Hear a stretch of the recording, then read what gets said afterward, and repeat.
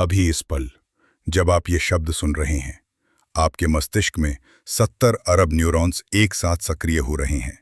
लेकिन यहाँ कुछ ऐसा हो रहा है जो विज्ञान सिर्फ पिछले 100 सालों में समझना शुरू कर पाया है। आपके विचार, वो अदृश्य अमूर्त संवेदनाएं जो आपके दिमाग में उठती हैं, वे सिर्फ विद्युत संकेत नहीं हैं, वे वास्तविकता को बदल रहे हैं, शाब्दिक रूप से, भौतिक रूप से, क्वांटम स्तर पर। और सबसे चौंकाने वाली बात, हजारों साल पहले भारतीय ऋषियों ने इसे पहले ही जान लिया था। 1931 में कोपेनहेगन में एक प्रयोगशाला में कुछ ऐसा हुआ जिसने भौतिकी की नींव हिला दी। डेनमार्क के वैज्ञानिक नील्स बोर और उनकी टीम ने एक प्रयोग किया जो आज डबल स्लिट एक्सपेरिमेंट के नाम से जाना जाता है। उन्होंने इलेक्ट्रॉन्स, पदार्थ के सबसे छोटे कण, को 2 पतली दरारों से गुजारा। जब किसी ने नहीं देखा तो इलेक्ट्रॉन्स ने तरंगों जैसा व्यवहार किया, एक साथ दोनों दरारों से गुजरते हुए। लेकिन जिस क्षण किसी वैज्ञानिक ने उन्हें देखा, सिर्फ देखा, छुआ नहीं, मापा नहीं, बस देखा, इलेक्ट्रॉन्स ने अपना व्यवहार बदल दिया। वे कणों की तरह व्यवहार करने लगे, सिर्फ एक दरार से गुजरते हुए। चेतना ने पदार्थ को बदल दिया था। बोर इस खोज से इतने हिल गए कि उन्होंने कहा, जो कोई भी क्वांटम सिद्धांत से चौंकता नहीं, उसने इसे समझा ही नहीं। लेकिन यहां वो बात है जो ज्यादातर लोग नहीं जानते। बोर भारत आए थे। 1931 में वे बनारस हिंदू विश्वविद्यालय में रुके। वहां उन्होंने वेदांत दर्शन का अध्ययन किया, उन्होंने उपनिषदों को पढ़ा, और जब वे वापस लौटे तो उन्होंने अपने कोट ऑफ आर्म्स में उनके व्यक्तिगत प्रतीक में ताओ का यिन यांग चिन्ह शामिल किया और लिखा, विरोधाभास ही पूरक हैं। यह विचार सीधे भारतीय दर्शन से आया था। अब कल्पना कीजिए कि आप 3000 साल पीछे जा रहे हैं। गंगा के किनारे, सूर्योदय से पहले का समय। एक ऋषि ध्यान में बैठे हैं।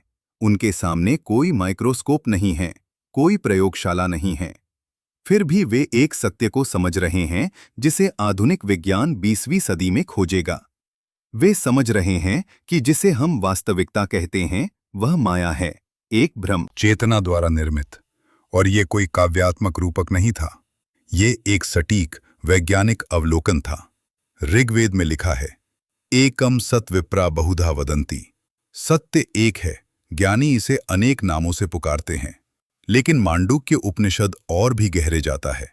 वह कहता है कि चेतना की 4 अवस्थाएं हैं, जागृत, स्वप्न, सुषुप्ति और तुरीय।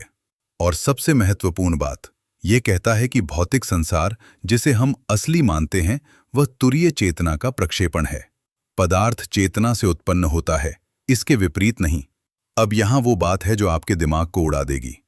1975 में प्रिंसटन विश्वविद्यालय में भौतिक विज्ञानी जॉन व्हीलर ने एक प्रयोग का प्रस्ताव रखा जिसे डिलेड चॉइस एक्सपेरिमेंट कहा जाता है। उन्होंने दिखाया कि एक फोटॉन, प्रकाश का कण, अतीत में अपना व्यवहार बदल सकता है, इस आधार पर कि भविष्य में कोई इसे कैसे देखता है। पढ़िए फिर से, भविष्य में आपका निर्णय अतीत को बदल देता है।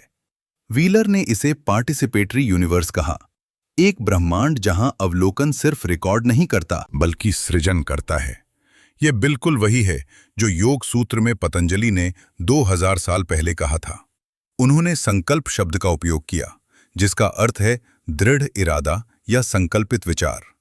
पतंजलि ने लिखा कि एक योगी जो संकल्प में महारत हासिल कर लेता है, वो वास्तविकता को बदल सकता है। यह कोई जादू नहीं था, यह चेतना की शक्ति की समझ थी।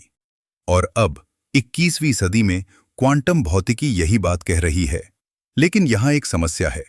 जब मैं कहता हूं आपके विचार वास्तविकता बनाते हैं, तो मैं उस न्यू एज बकवास की बात नहीं कर रहा जो आपने द सीक्रेट में सुनी होगी। मैं उस छद्म विज्ञान की बात नहीं कर रहा जो कहता है कि अगर आप एक फेरारी के बारे में पर्याप्त सोचेंगे तो वह आपके ड्राइववे में प्रकट हो जाएगी। वह बकवास है, और यह खतरनाक है क्योंकि यह असली विज्ञान को बदनाम करता है। तो चलिए स्पष्ट करते हैं कि क्वांटम भौतिकी वास्तव में क्या कहती है। जब एक इलेक्ट्रॉन देखे जाने से अपना व्यवहार बदलता है, तो देखना का मतलब चेतना नहीं है, कम से कम उस तरह से नहीं जैसा हम सोचते हैं। इसका मतलब है इंटरैक्शन। जब एक माप उपकरण, यहां तक कि एक निर्जीव उपकरण, एक क्वांटम कण के साथ इंटरैक्ट करता है, तो वह कण की अवस्था को कोलैप्स कर देता है। यह संभावनाओं की लहर से एक निश्चित वास्तविकता में बदल जाता है। लेकिन यहाँ वो जगह है जहाँ यह दिलचस्प हो जाता है। 2003 में वीज़मैन इंस्टीट्यूट ऑफ साइंस में इजरायली वैज्ञानिकों ने दिखाया कि अवलोकन की तीव्रता मायने रखती है। जितना अधिक आप देखते हैं, उतना अधिक कण का व्यवहार बदलता है। यह एक ग्रेडियंट है, एक स्विच नहीं। और यह एक गहरे सवाल की ओर इशारा करता है। चेतना कहाँ से शुरू होती है? क्या एक इलेक्ट्रॉन जानता है कि उसे देखा जा रहा है? क्या एक परमाणु में जागरूकता का एक रूप है? वेदांत दर्शन कहता है हाँ, लेकिन जागरूकता शब्द को सावधानी से परिभाषित करना होगा। उपनिषद चित शब्द का उपयोग करते हैं, शुद्ध चेतना जो सभी चीजों में व्याप्त है। यह मानव चेतना नहीं है, यह अधिक मौलिक है। यह ब्रह्मांड का मूल ताना बाना है। और पदार्थ, परमाणु, अणु, आपका शरीर, तारे, ये सब इस चेतना के संघनन हैं। अब आप सोच रहे होंगे, यह बहुत अमूर्त लगता है, इसका मेरे जीवन से क्या लेना देना? तो चलिए इसे ठोस बनाते हैं। 2006 में हार्वर्ड मेडिकल स्कूल में न्यूरोसाइंटिस्ट सारा लजार ने ध्यान करने वालों के दिमाग को स्कैन किया। उन्होंने पाया कि 8 सप्ताह के ध्यान अभ्यास के बाद प्रतिभागियों के दिमाग में भौतिक परिवर्तन हुए। हिप्पोकैम्पस, स्मृति और सीखने से जुड़ा क्षेत्र घना हो गया। एमिगडाला, भय और तनाव से जुड़ा क्षेत्र सिकुड़ गया। विचार ने मस्तिष्क की संरचना को बदल दिया था। लेकिन यह सिर्फ मस्तिष्क नहीं है। 2014 में स्पेन और फ्रांस के शोधकर्ताओं ने दिखाया कि एक दिन का गहन ध्यान अभ्यास जीन अभिव्यक्ति को बदल सकता है। विशेष रूप से सूजन और तनाव प्रतिक्रिया से जुड़े जीन कम सक्रिय हो गए। आपके विचार, आपकी मानसिक अवस्था, आपके डीएनए को प्रभावित कर रहे हैं। यह अब रहस्यवाद नहीं है, यह एपिजेनेटिक्स है। और यहाँ वो जगह है जहाँ प्राचीन भारतीय प्रथाएं अविश्वसनीय रूप से प्रासंगिक हो जाती हैं। मंत्र जप लें। हजारों सालों से योगी विशिष्ट ध्वनियों को दोहराते रहे हैं। ओम, सोहम, गायत्री मंत्र। पश्चिमी लोगों ने इसे अंधविश्वास के रूप में खारिज कर दिया। लेकिन 2010 में कार्लस्टैड यूनिवर्सिटी में स्वीडिश शोधकर्ताओं ने दिखाया कि मंत्र जप वेगस तंत्रिका को उत्तेजित करता है, जो विश्राम प्रतिक्रिया को सक्रिय करता है। यह हृदय गति परिवर्तनशीलता को बढ़ाता है, तनाव हार्मोन को कम करता है और प्रतिरक्षा कार्य को बढ़ाता है। लेकिन यह सिर्फ शारीरिक प्रभाव नहीं है। मंत्र एक तकनीक है, चेतना को केंद्रित करने का एक तरीका। जब आप एक ध्वनि को बार बार दोहराते हैं तो आपका मन एक बिंदु पर केंद्रित हो जाता है। यह एकाग्रता की अवस्था है, पतंजलि के योग सूत्र में वर्णित ध्यान का छठा अंग। और इस केंद्रित अवस्था में कुछ उल्लेखनीय होता है। आपकी मस्तिष्क तरंगें बदल जाती हैं। सामान्य जागृत चेतना में आपका मस्तिष्क बीटा तरंगों पर काम करता है, 12 से 30 हर्ट्ज। लेकिन गहरे ध्यान में आप अल्फा में चले जाते हैं, 8 से 12 हर्ट्ज, और फिर थीटा में 4 से 8 हर्ट्ज। थीटा वो अवस्था है जहां आपका अवचेतन मन सबसे अधिक सुलभ होता है। ये वो अवस्था है जहां गहरी उपचार, रचनात्मकता और अंतर्दृष्टि होती है। और ये वही अवस्था है जिसे प्राचीन योगी ध्यान कहते थे। अब यहाँ वो बात है जो इसे क्वांटम भौतिकी से जोड़ती है। जब आपका मस्तिष्क थीटा अवस्था में होता है तो आपकी तंत्रिका गतिविधि अधिक सुसंगत हो जाती है। न्यूरॉन्स सिंक्रोनाइज होते हैं, वे एक साथ फायर करते हैं। और यह सुसंगतता, यह व्यवस्था क्वांटम सुसंगतता के समान है, जहां कण एक समन्वित अवस्था में होते हैं। 2007 में स्टुअर्ट हैमरॉफ और रॉजर पेनरोज, एक एनेस्थेसियोलॉजिस्ट और एक भौतिक विज्ञानी, ने ऑर्केस्ट्रेटेड ऑब्जेक्टिव रिडक्शन सिद्धांत प्रस्तावित किया। उन्होंने सुझाव दिया कि चेतना माइक्रोट्यूब्यूल्स में क्वांटम प्रक्रियाओं से उत्पन्न होती है, न्यूरॉन्स के अंदर छोटी संरचनाएं। यह सिद्धांत विवादास्पद है, कई वैज्ञानिक इससे असहमत हैं।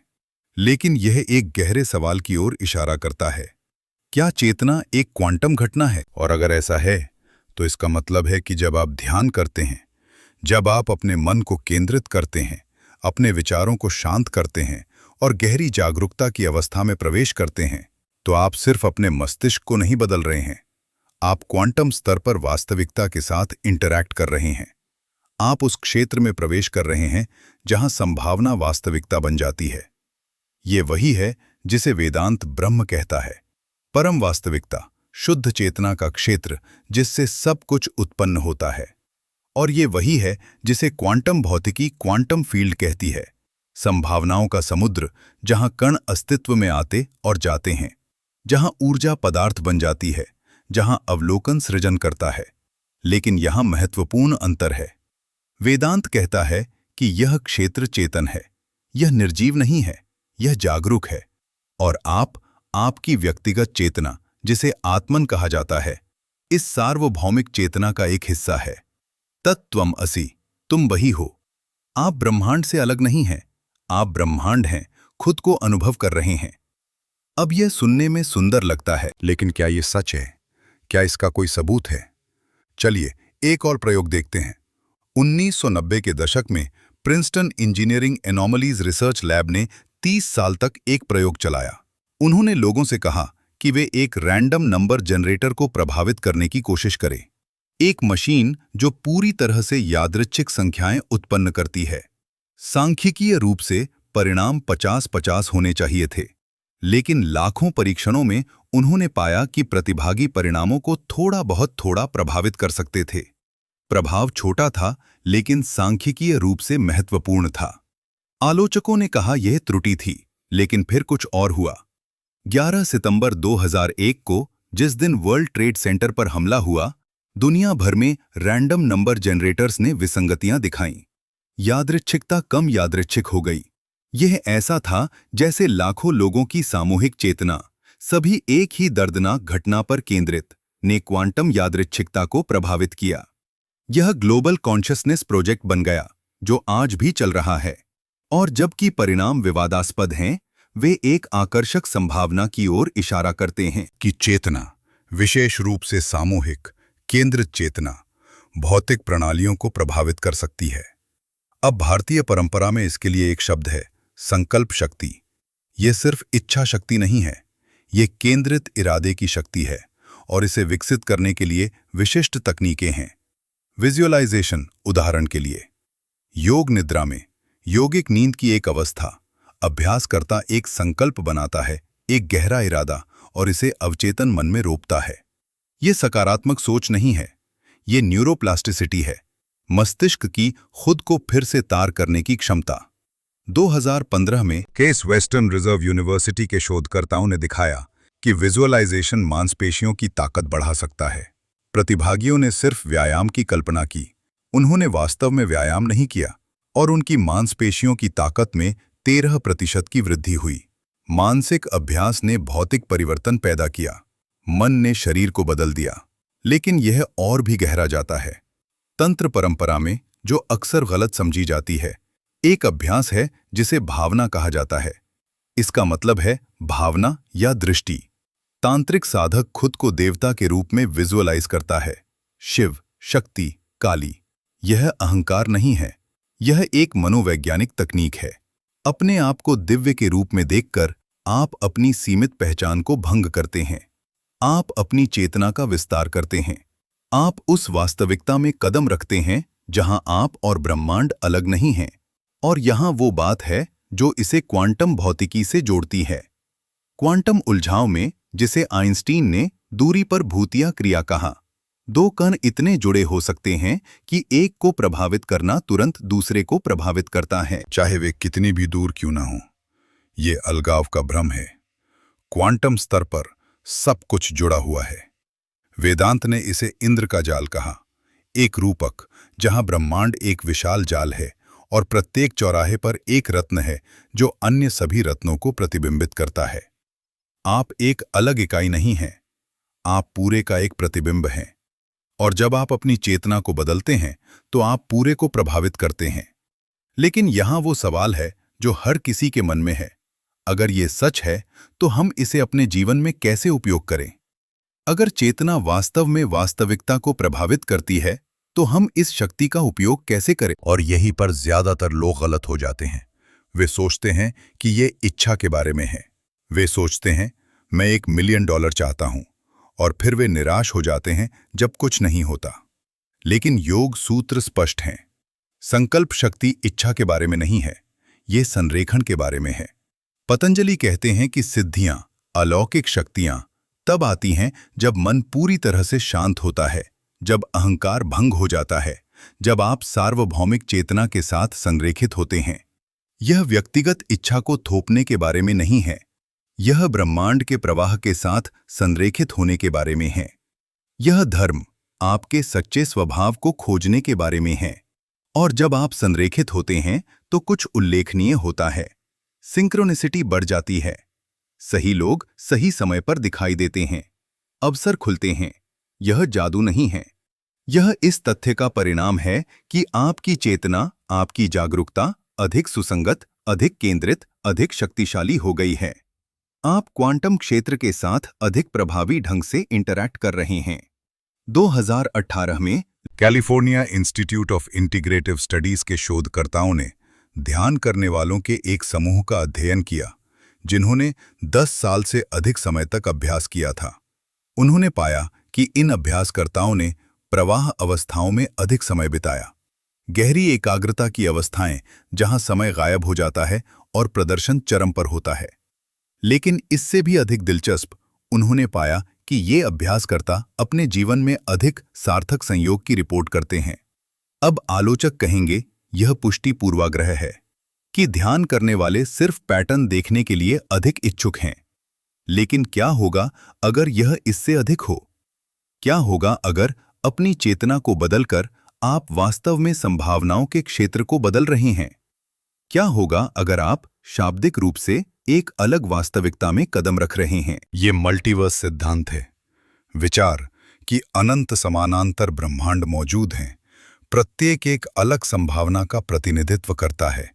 और क्वांटम भौतिकी में ये सिर्फ विज्ञान कथा नहीं है, ये मैनी वर्ल्ड्स इंटरप्रिटेशन है, जिसे 1957 में भौतिक विज्ञानी ह्यू एवरेट ने प्रस्तावित किया था।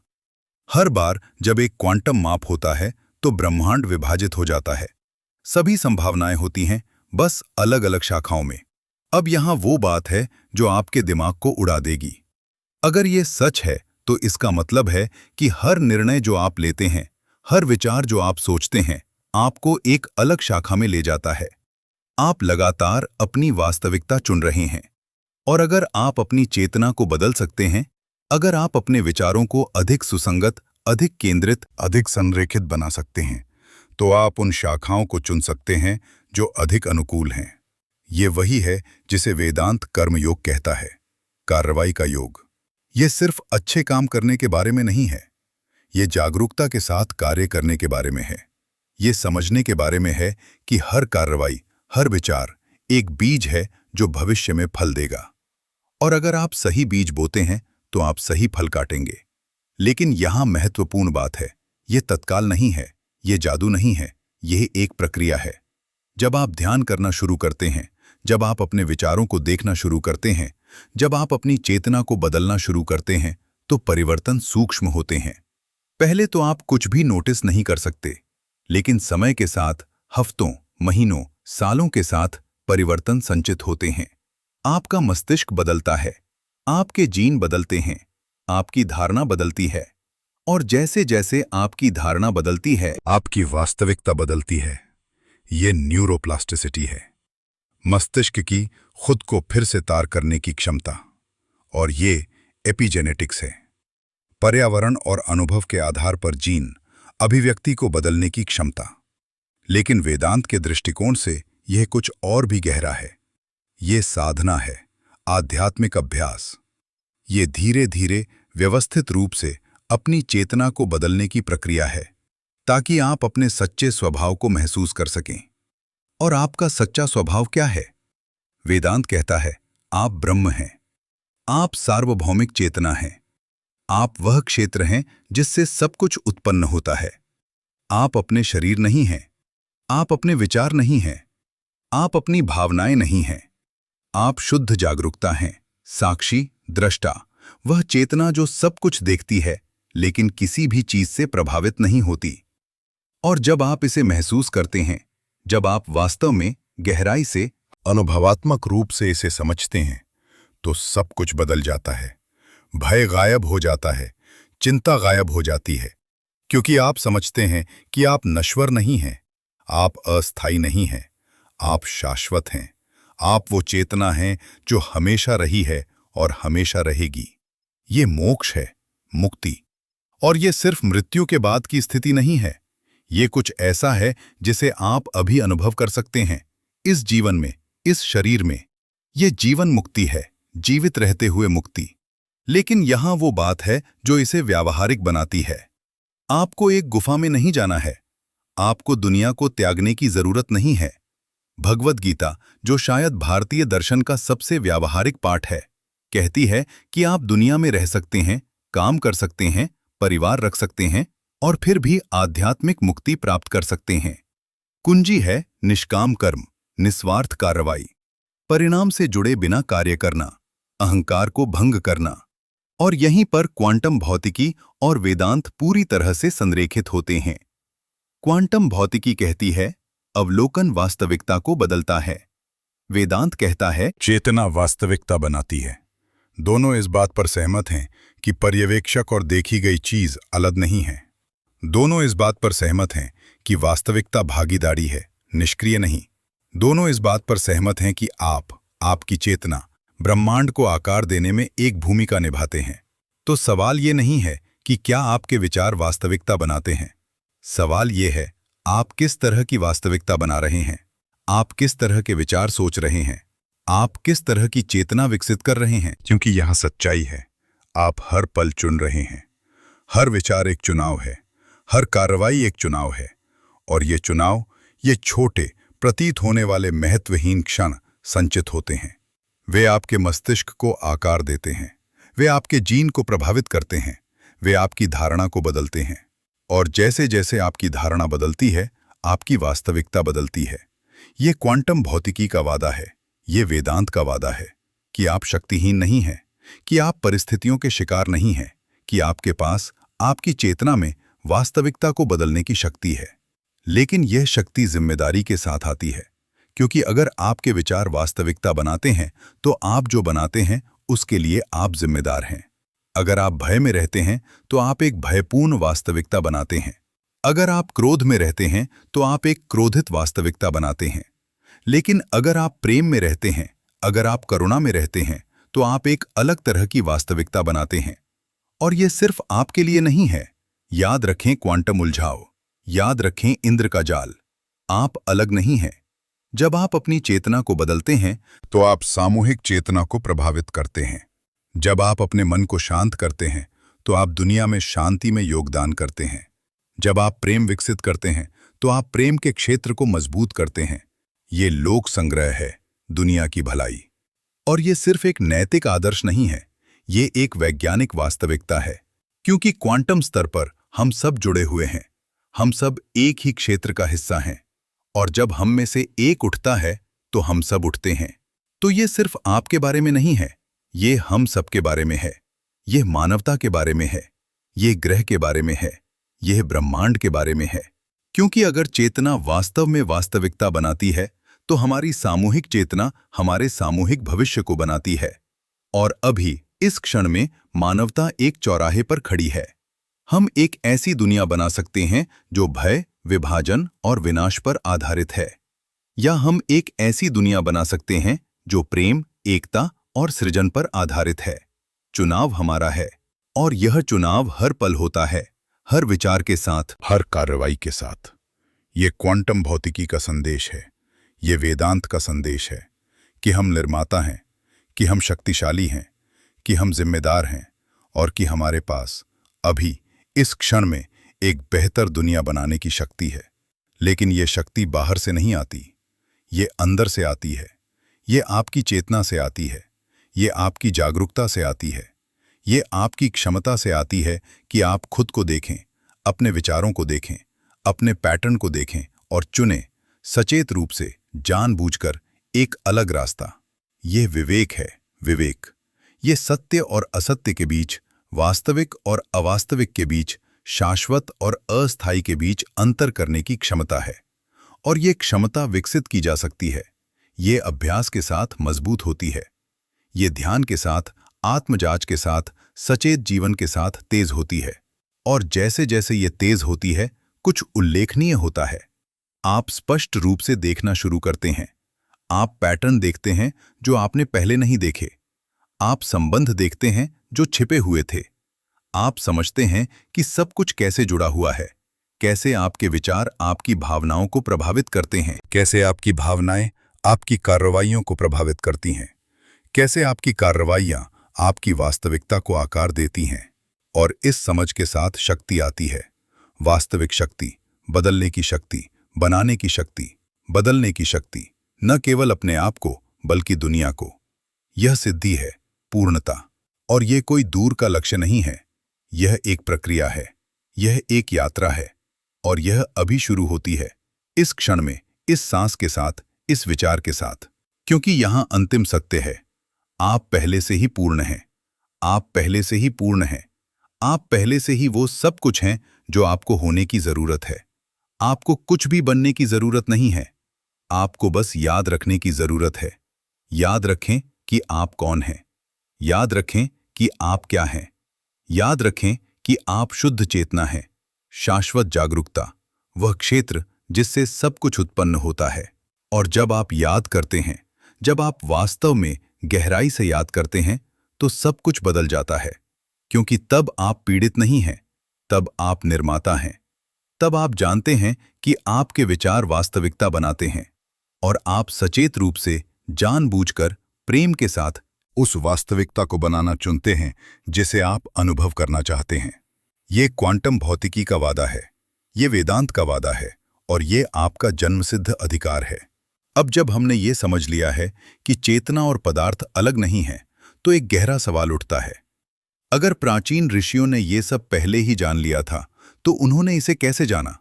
उनके पास कोई इलेक्ट्रॉन माइक्रोस्कोप नहीं था, कोई पार्टिकल एक्सेलरेटर नहीं था। फिर भी वे क्वांटम वास्तविकता की प्रकृति को समझ गए। कैसे? जवाब एक शब्द में है, अनुभव। प्रत्यक्ष अनुभवात्मक ज्ञान। वे अपनी चेतना को एक उपकरण के रूप में उपयोग करते थे, और उन्होंने इस उपकरण को तेज करने के लिए सटीक तकनीकें विकसित की।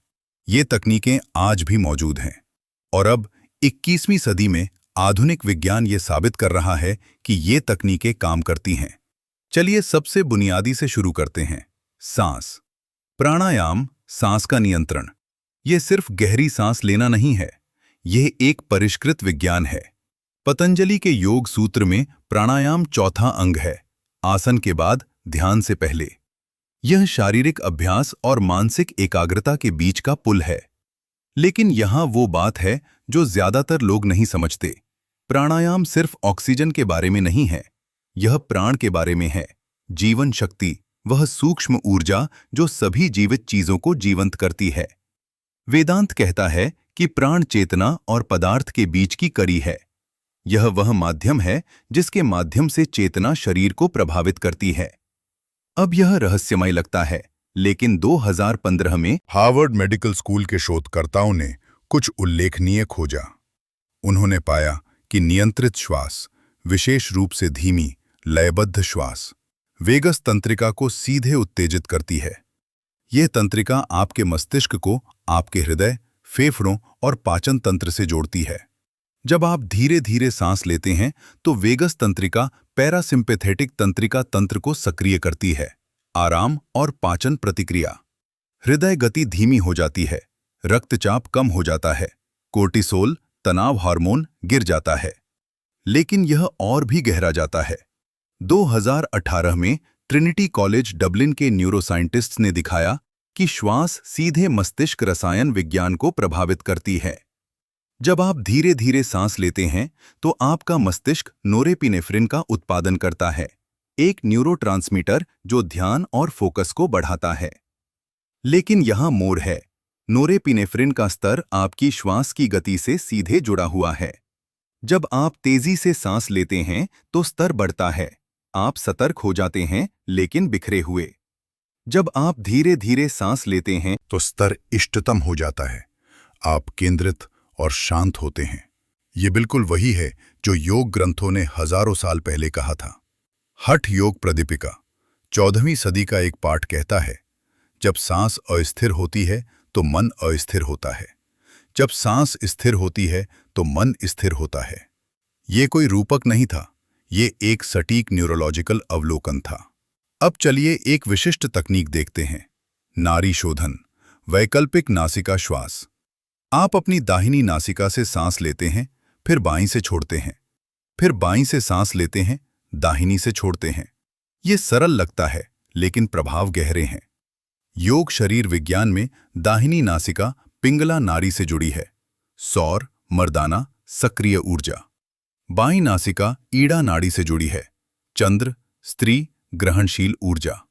जब आप वैकल्पिक नासिका श्वास का अभ्यास करते हैं तो आप इन दो ऊर्जाओं को संतुलित कर रहे हैं। अब आधुनिक विज्ञान क्या कहता है? 2017 में नेपाल के शोधकर्ताओं ने पाया कि नाड़ी शोधन मस्तिष्क के दोनों गोलार्धों को संतुलित करता है। बायां गोलार्ध तार्किक, विश्लेषणात्मक और दायां गोलार्ध रचनात्मक, सहज, अधिक सिंक्रोनाइज हो जाते हैं। ईईजी स्कैन दिखाते हैं कि मस्तिष्क तरंगें अधिक सुसंगत हो जाती हैं। ये वही सुसंगतता है जिसके बारे में हमने क्वांटम भौतिकी में बात की थी, जहां कण एक समन्वित अवस्था में होते हैं। लेकिन यहां वो बात है जो वास्तव में आकर्षक है।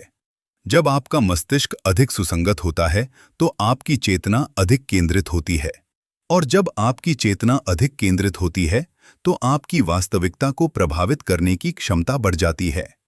यह सिर्फ सिद्धांत नहीं है, यह मापने योग्य है। 2012 में हार्टमैथ इंस्टीट्यूट, कैलिफोर्निया में एक शोध संगठन ने हृदय सुसंगतता नामक कुछ का अध्ययन किया।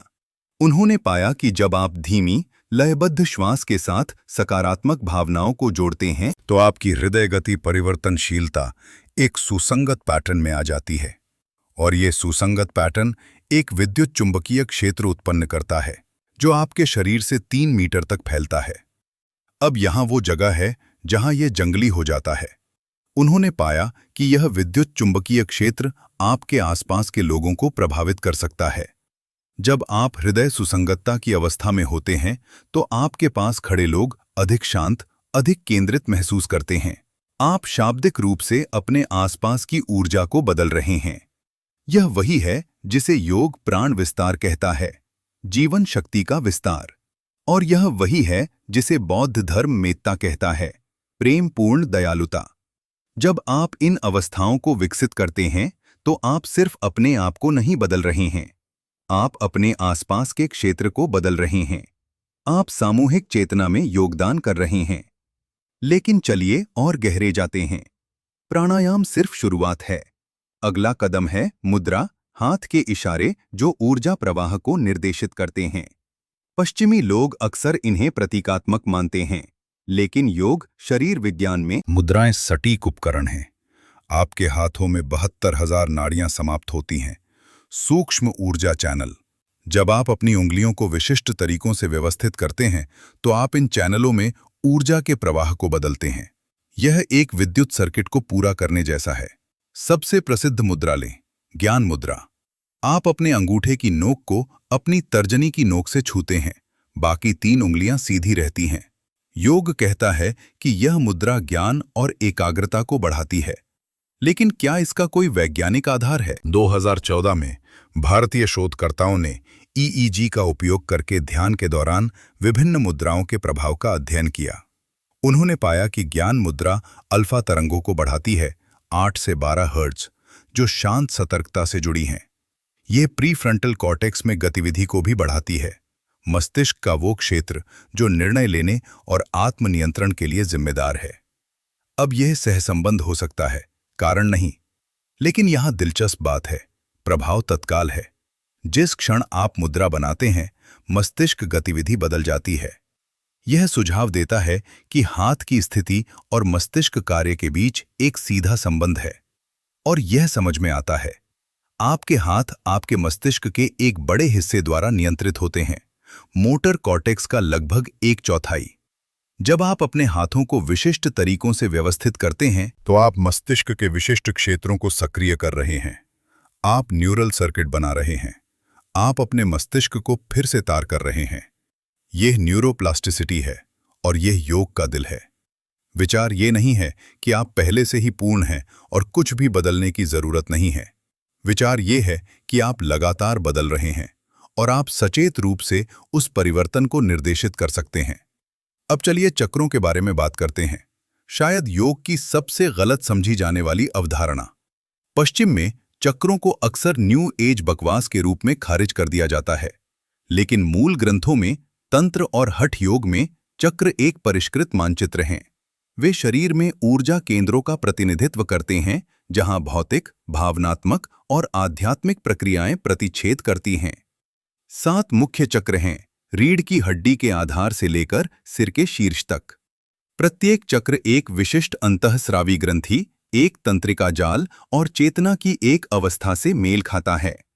उदाहरण के लिए, मूलाधार चक्र रीढ़ की हड्डी के आधार पर अधिवृक्क ग्रंथियों से जुड़ा है, जो तनाव हार्मोन का उत्पादन करती हैं। ये अस्तित्व, सुरक्षा, जमीनीपन से संबंधित है। अनाहत चक्र हृदय केंद्र थाइमस ग्रंथि से जुड़ा है, जो प्रतिरक्षा कार्य को नियंत्रित करती है। यह प्रेम, करुणा, संबंध से संबंधित है। और आज्ञा चक्र भौहों के बीच पीनियल ग्रंथि से जुड़ा है, जो मेलाटोनिन का उत्पादन करती है और नींद जागने के चक्र को नियंत्रित करती है। यह अंतर्ज्ञान, अंतर्दृष्टि, उच्च चेतना से संबंधित है। अब यहां वो बात है जो इसे दिलचस्प बनाती है। 2016 में भारत के शोधकर्ताओं ने चक्र ध्यान के दौरान मस्तिष्क गतिविधि को मापा। उन्होंने पाया कि जब अभ्यासकर्ता एक विशिष्ट चक्र पर ध्यान केंद्रित करते हैं, तो मस्तिष्क के संबंधित क्षेत्र में गतिविधि बढ़ जाती है। उदाहरण के लिए, हृदय चक्र पर ध्यान केंद्रित करने से इंसुला में गतिविधि बढ़ जाती है, मस्तिष्क का वह क्षेत्र जो सहानुभूति और भावनात्मक जागरूकता को संसाधित करता है। यह सुझाव देता है कि चक्र सिर्फ रहस्यमय प्रतीक नहीं है, वे मस्तिष्क शरीर प्रणाली के कार्यात्मक मानचित्र हैं। और जब आप चक्र ध्यान का अभ्यास करते हैं, तो आप विशिष्ट तंत्रिका नेटवर्क को सक्रिय कर रहे हैं। आप अपने मस्तिष्क को प्रशिक्षित कर रहे हैं। आप अपनी चेतना को आकार दे रहे हैं। लेकिन यहाँ गहरा सवाल है, क्या चक्र वास्तविक हैं? क्या वे भौतिक संरचनाएं हैं या वे सिर्फ उपयोगी रूपक हैं? जवाब है दोनों। चक्र भौतिक अंग नहीं है जिन्हें आप विच्छेदन कर सकते हैं, लेकिन वे वास्तविक घटनाओं का प्रतिनिधित्व करते हैं। ऊर्जा पैटर्न, तंत्रिका गतिविधि, हार्मोनल प्रवाह। वे एक मानचित्र हैं, क्षेत्र नहीं। लेकिन मानचित्र उपयोगी है। यह आपको नेविगेट करने में मदद करता है। यह आपको समझने में मदद करता है कि आपके शरीर, मन और चेतना कैसे जुड़े हुए हैं। और यहाँ वो जगह है जहाँ यह क्वांटम भौतिकी से जुड़ता है। याद रखें कि हमने कैसे कहा था कि अवलोकन वास्तविकता को बदलता है। खैर, जब आप एक चक्र पर ध्यान केंद्रित करते हैं, तो आप अपने शरीर के उस हिस्से का अवलोकन कर रहे हैं। आप अपनी जागरूकता को वहां निर्देशित कर रहे हैं। और वह जागरूकता, वह केंद्रित ध्यान उस क्षेत्र में भौतिक प्रक्रियाओं को बदलता है। यह साइको-न्यूरो-इम्यूनोलॉजी है, मन, तंत्रिका तंत्र और प्रतिरक्षा प्रणाली के बीच संबंध का अध्ययन। 2013 में ओहियो स्टेट यूनिवर्सिटी के शोधकर्ताओं ने दिखाया कि ध्यान प्रतिरक्षा कार्य को बढ़ा सकता है। विशेष रूप से ये प्राकृतिक हत्यारा कोशिकाओं की गतिविधि को बढ़ाता है। प्रतिरक्षा कोशिकाएं जो वायरस और कैंसर कोशिकाओं से लड़ती हैं। लेकिन यहाँ मोड़ है। प्रभाव ध्यान के प्रकार पर निर्भर करता है। प्रेमपूर्ण दयालुता ध्यान, जहां आप करुणा विकसित करते हैं, सूजन को कम करता है। माइंडफुलनेस ध्यान, जहां आप वर्तमान क्षण का अवलोकन करते हैं, तनाव हार्मोन को कम करता है। और चक्र ध्यान, जहां आप विशिष्ट ऊर्जा केंद्रों पर ध्यान केंद्रित करते हैं, संबंधित शारीरिक प्रणालियों को सक्रिय करता है। यह सुझाव देता है कि चेतना सिर्फ एक निष्क्रिय पर्यवेक्षक नहीं है, यह एक सक्रिय एजेंट है। यह शरीर को आकार देती है, यह स्वास्थ्य को प्रभावित करती है, यह वास्तविकता को बदलती है। अब चलिए कुंडलिनी के बारे में बात करते हैं, शायद योग की सबसे रहस्यमय अवधारणा। कुंडलिनी को सर्पिल शक्ति के रूप में वर्णित किया गया है, जो रीढ़ की हड्डी के आधार पर सुप्त रहती है।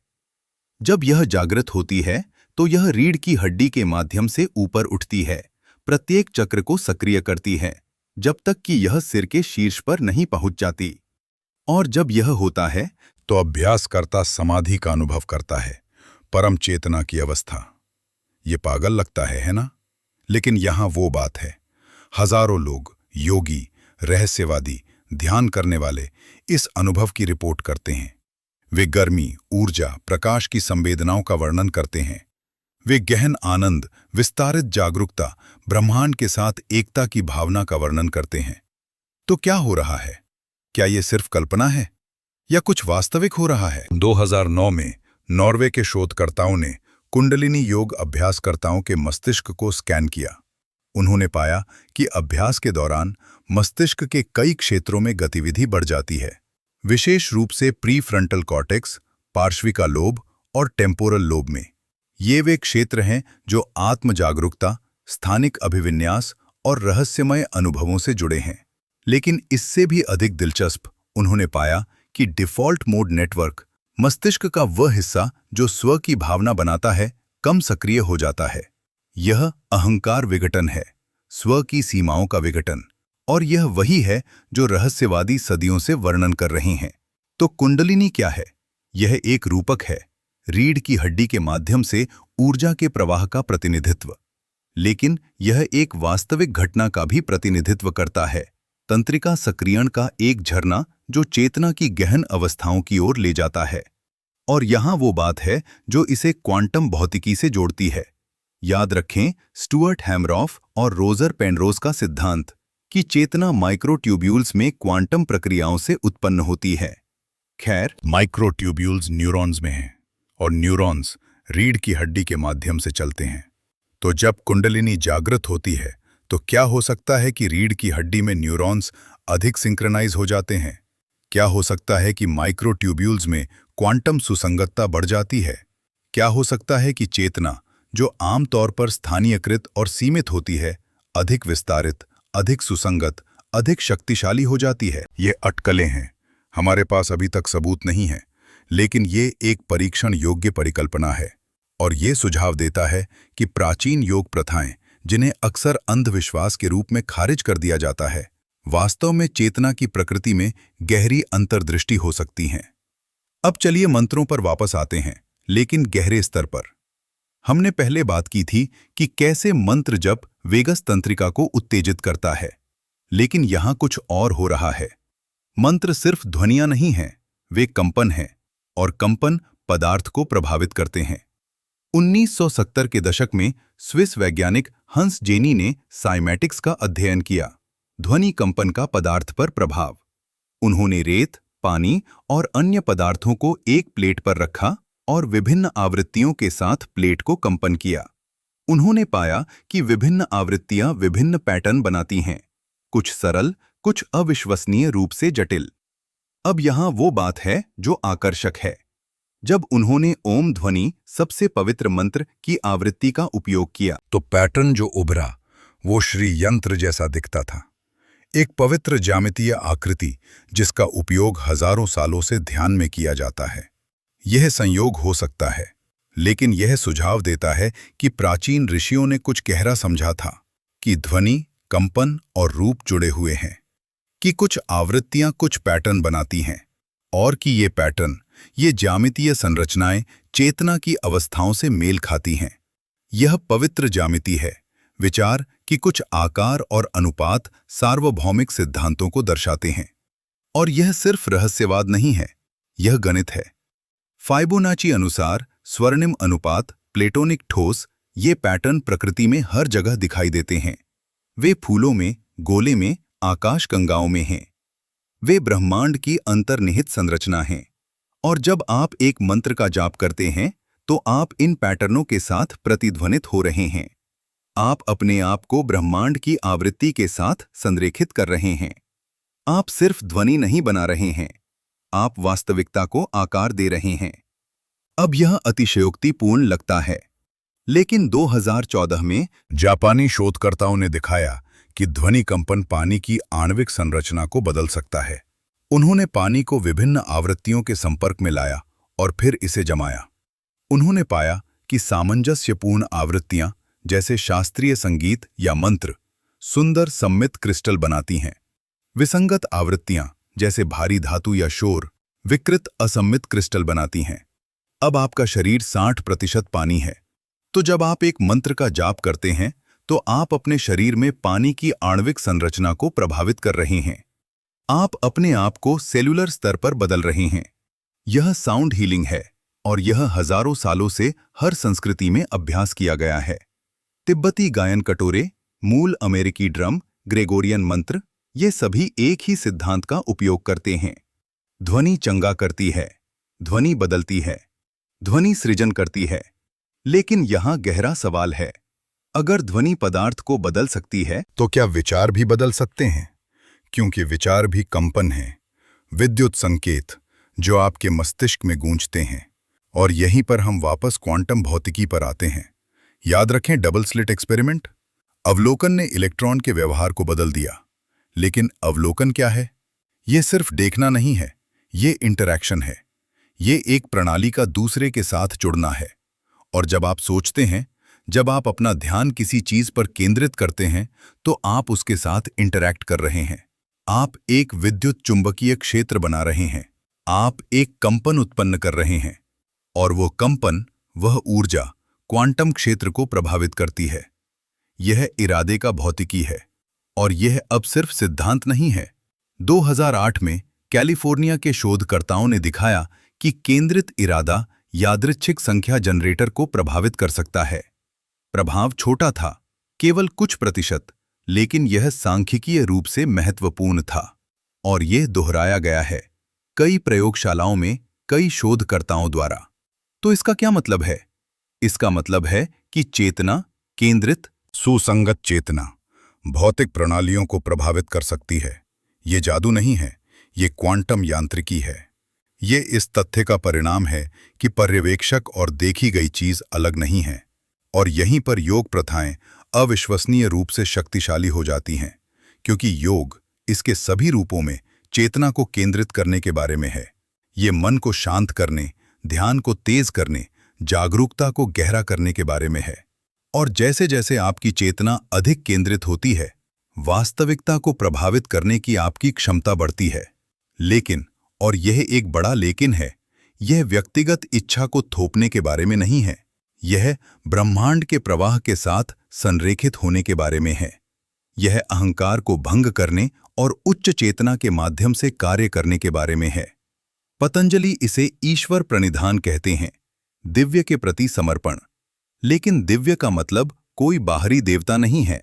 इसका मतलब है सार्वभौमिक चेतना, वह क्षेत्र जिससे सब कुछ उत्पन्न होता है। और जब आप इस क्षेत्र के साथ संरेखित होते हैं, तो आप अपनी व्यक्तिगत इच्छा से कार्य नहीं कर रहे हैं, आप ब्रह्मांड की इच्छा से कार्य कर रहे हैं। और यहीं पर जादू होता है, क्योंकि जब आप संरेखित होते हैं तो सिंक्रोनिसिटी बढ़ जाती है, दरवाजे खुलते हैं, अवसर प्रकट होते हैं। ये इसलिए नहीं है कि ब्रह्मांड आपको पुरस्कृत कर रहा है, ये इसलिए है क्योंकि आप प्रवाह में हैं। आप प्रतिरोध नहीं कर रहे हैं, आप अनुमति दे रहे हैं। ये वू वेई है, ताओवाद में गैर कार्रवाई की अवधारणा। लेकिन यह निष्क्रियता नहीं है, ये प्रयास रहित कार्रवाई है। ये इतनी पूरी तरह से संरेखित होना है कि कार्रवाई स्वाभाविक रूप से, सहजता से, बिना संघर्ष के होती है। और ये वही है जिसे योग सहज समाधि कहता है। सहज, प्रयास रहित चेतना की अवस्था। यह अंतिम लक्ष्य नहीं है, यह एक मील का पत्थर है। क्योंकि इससे परे निर्बीज समाधि है, बीज रहित समाधि, जहां सभी संस्कार, सभी मानसिक छाप भंग हो जाते हैं, जहां अहंकार पूरी तरह से गायब हो जाता है, जहां केवल शुद्ध चेतना रहती है। लेकिन यहां महत्वपूर्ण बात है, आपको इन अवस्थाओं को प्राप्त करने के लिए एक गुफा में नहीं जाना है। आप उन्हें दैनिक जीवन में विकसित कर सकते हैं। हर सांस एक अवसर है, हर विचार एक चुनाव है, हर कार्रवाई एक अभ्यास है। यह कर्म योग है, कार्रवाई का योग। और यह सिर्फ अच्छे काम करने के बारे में नहीं है, ये जागरूकता के साथ कार्य करने के बारे में है। ये समझने के बारे में है कि हर कार्रवाई, हर विचार एक बीज है जो भविष्य में फल देगा। और अगर आप सही बीज बोते हैं, अगर आप प्रेम, करुणा, जागरूकता के साथ कार्य करते हैं, तो आप सही फल काटेंगे। आप एक ऐसी वास्तविकता बनाएंगे जो सुंदर, सामंजस्यपूर्ण, शांतिपूर्ण है। लेकिन अगर आप गलत बीज बोते हैं, अगर आप भय, क्रोध, अज्ञानता के साथ कार्य करते हैं, तो आप गलत फल काटेंगे। आप एक ऐसी वास्तविकता बनाएंगे जो दर्दनाक, विसंगत, अराजक है। यह कर्म का नियम है। और ये कोई नैतिक निर्णय नहीं है, ये कारण और प्रभाव है, ये भौतिकी है। ये इस तथ्य का परिणाम है कि हर कार्रवाई एक प्रतिक्रिया उत्पन्न करती है, हर विचार एक कंपन बनाता है, हर चुनाव भविष्य को आकार देता है। और यहीं पर हम वापस क्वांटम भौतिकी पर आते हैं। याद रखें, मैनी वर्ल्ड्स इंटरप्रिटेशन, विचार कि हर निर्णय ब्रह्मांड को विभाजित करता है, सभी संभावनाओं को अलग अलग शाखाओं में बनाता है। खैर, अगर ये सच है तो इसका मतलब है कि आप लगातार चुन रहे हैं कि आप किस शाखा में जाते हैं। हर विचार, हर कार्रवाई, हर निर्णय आपको एक अलग वास्तविकता में ले जाता है। और अगर आप अपनी चेतना को बदल सकते हैं, अगर आप अपने विचारों को अधिक सुसंगत, अधिक केंद्रित, अधिक संरेखित बना सकते हैं, तो आप उन शाखाओं को चुन सकते हैं जो अधिक अनुकूल हैं। यह क्वांटम जंपिंग नहीं है, वो न्यू एज बकवास जो कहती है कि आप तुरंत एक समानांतर वास्तविकता में कूद सकते हैं। यह अधिक सूक्ष्म है, यह धीरे धीरे व्यवस्थित रूप से अपनी चेतना को बदलने के बारे में है, ताकि आप उन विकल्पों को बनाएं जो बेहतर परिणामों की ओर ले जाते हैं। यह विवेक है, विवेक, और यह योग का दिल है। यह सत्य और असत्य के बीच, वास्तविक और अवास्तविक के बीच, लाभकारी और हानिकारक के बीच अंतर करने की क्षमता है। और यह क्षमता विकसित की जा सकती है। यह अभ्यास के साथ मजबूत होती है। यह ध्यान के साथ, आत्मजांच के साथ, सचेत जीवन के साथ तेज होती है। तो यह सिर्फ सिद्धांत नहीं है, यह व्यवहारिक है। यह कुछ ऐसा है जिसे आप अभी इस क्षण में इस सांस के साथ अभ्यास कर सकते हैं। श्वास लें, गहरी, धीमी, सचेत। अपनी सांस को महसूस करें, अपने शरीर को महसूस करें, अपने विचारों को देखें और चुनें, सचेत रूप से, जानबूझकर, एक विचार जो प्रेम, करुणा, जागरूकता से संरेखित है। ये शुरुआत है, ये बीज है, और समय के साथ, दिनों, हफ्तों, महीनों, सालों के साथ ये बीज बढ़ता है। ये एक पेड़ बन जाता है, और वो पेड़ फल देता है, और वे फल आपकी वास्तविकता बन जाते हैं। ये क्वांटम भौतिकी का वादा है, ये योग का वादा है कि आप निर्माता हैं, कि आप शक्तिशाली हैं, कि आपके पास अभी इस क्षण में अपनी वास्तविकता को बदलने की शक्ति है। लेकिन ये शक्ति जिम्मेदारी के साथ आती है, क्योंकि अगर आपके विचार वास्तविकता बनाते हैं, तो आप जो बनाते हैं उसके लिए आप जिम्मेदार हैं। आप पीड़ित नहीं हैं, आप निर्माता हैं। और ये समझ, ये गहरी अनुभवात्मक समझ सब कुछ बदल देती है। अब हम एक महत्वपूर्ण मोड़ पर पहुंच गए हैं।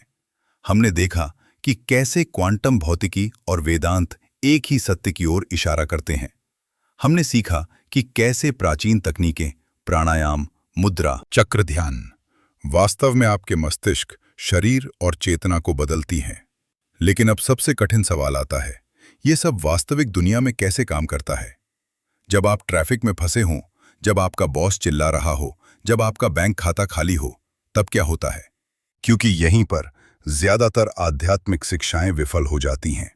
वे आपको पहाड़ की चोटी पर ले जाती हैं, आपको ब्रह्मांडीय चेतना की एक झलक दिखाती हैं और फिर कहती हैं, बस ध्यान करते रहो। लेकिन जब आप नीचे आते हैं, जब आप वास्तविक जीवन का सामना करते हैं, तो वो झलक फीकी पड़ जाती है और आप वापस वहीं हैं जहां आपने शुरुआत की थी। तो चलिए बेहद ईमानदार हो जाएं। चलिए उस अंतर के बारे में बात करते हैं, उस खाई के बारे में जो आध्यात्मिक अनुभव और दैनिक वास्तविकता के बीच मौजूद है। और चलिए समझते हैं कि इस खाई को कैसे पाटा जाए। 2019 में स्टैनफोर्ड यूनिवर्सिटी के शोधकर्ताओं ने एक आकर्षक अध्ययन किया। उन्होंने 2 समूहों को लिया, दोनों ने ध्यान सीखा। पहले समूह ने दिन में 30 मिनट एक शांत कमरे में आदर्श परिस्थितियों में अभ्यास किया। दूसरे समूह ने भी 30 मिनट अभ्यास किया, लेकिन जानबूझकर चुनौतीपूर्ण परिस्थितियों में, शोर वाले वातावरण में, तनावपूर्ण स्थितियों के दौरान, असुविधाजनक समय पर। 6 महीने बाद दोनों समूहों ने सुधार दिखाया, लेकिन दूसरे समूह, जिसने कठिन परिस्थितियों में अभ्यास किया, ने कुछ उल्लेखनीय दिखाया। उनकी प्रगति न केवल तेज थी, बल्कि अधिक स्थिर भी थी। जब शोधकर्ताओं ने उन्हें वास्तविक जीवन के तनाव परीक्षणों के अधीन किया, अप्रत्याशित शोर, समय दबाव, भावनात्मक उत्तेजना, तो दूसरे समूह ने अपनी शांति बनाए रखी, पहले समूह ने नहीं। यहां सबक क्या है? कि आध्यात्मिक अभ्यास एक प्रयोगशाला प्रयोग नहीं है, यह युद्ध प्रशिक्षण है। आप अराजकता के बीच शांति विकसित नहीं कर रहे हैं, आप अराजकता के बावजूद शांति विकसित कर रहे हैं। और यह केवल तभी होता है जब आप अपने अभ्यास को वास्तविक दुनिया में लाते हैं। भगवद गीता इसे पूरी तरह से समझती है। यह एक युद्ध के मैदान पर सेट है, सबसे तनावपूर्ण, सबसे अराजक स्थिति जिसकी कल्पना की जा सकती है। और वहां तीरों और रक्त के बीच कृष्ण अर्जुन को सबसे गहन आध्यात्मिक शिक्षाएं देते हैं। क्यों? क्योंकि वास्तविक योग तब होता है जब सब कुछ ढह रहा हो, जब आपकी दुनिया आग में हो, जब आपके पास खोने के लिए सब कुछ हो। कृष्ण कहते हैं, योगः कर्मसु कौशलम। योग कार्रवाई में कुशलता है। ये बैठकर ध्यान करने के बारे में नहीं है, ये कार्रवाई करने के बारे में है। पूर्ण प्रतिबद्ध कार्रवाई, लेकिन परिणाम से जुड़े बिना। ये आंख के केंद्र में शांति है, ये तूफान के बीच स्थिरता है। लेकिन ये कैसे संभव है? कैसे आप पूरी तरह से संलग्न हो सकते हैं लेकिन भावनात्मक रूप से अलग हो सकते हैं? कैसे आप गहराई से परवाह कर सकते हैं लेकिन परिणाम से चिपके नहीं रह सकते? जवाब एक शब्द में है, साक्षी चेतना।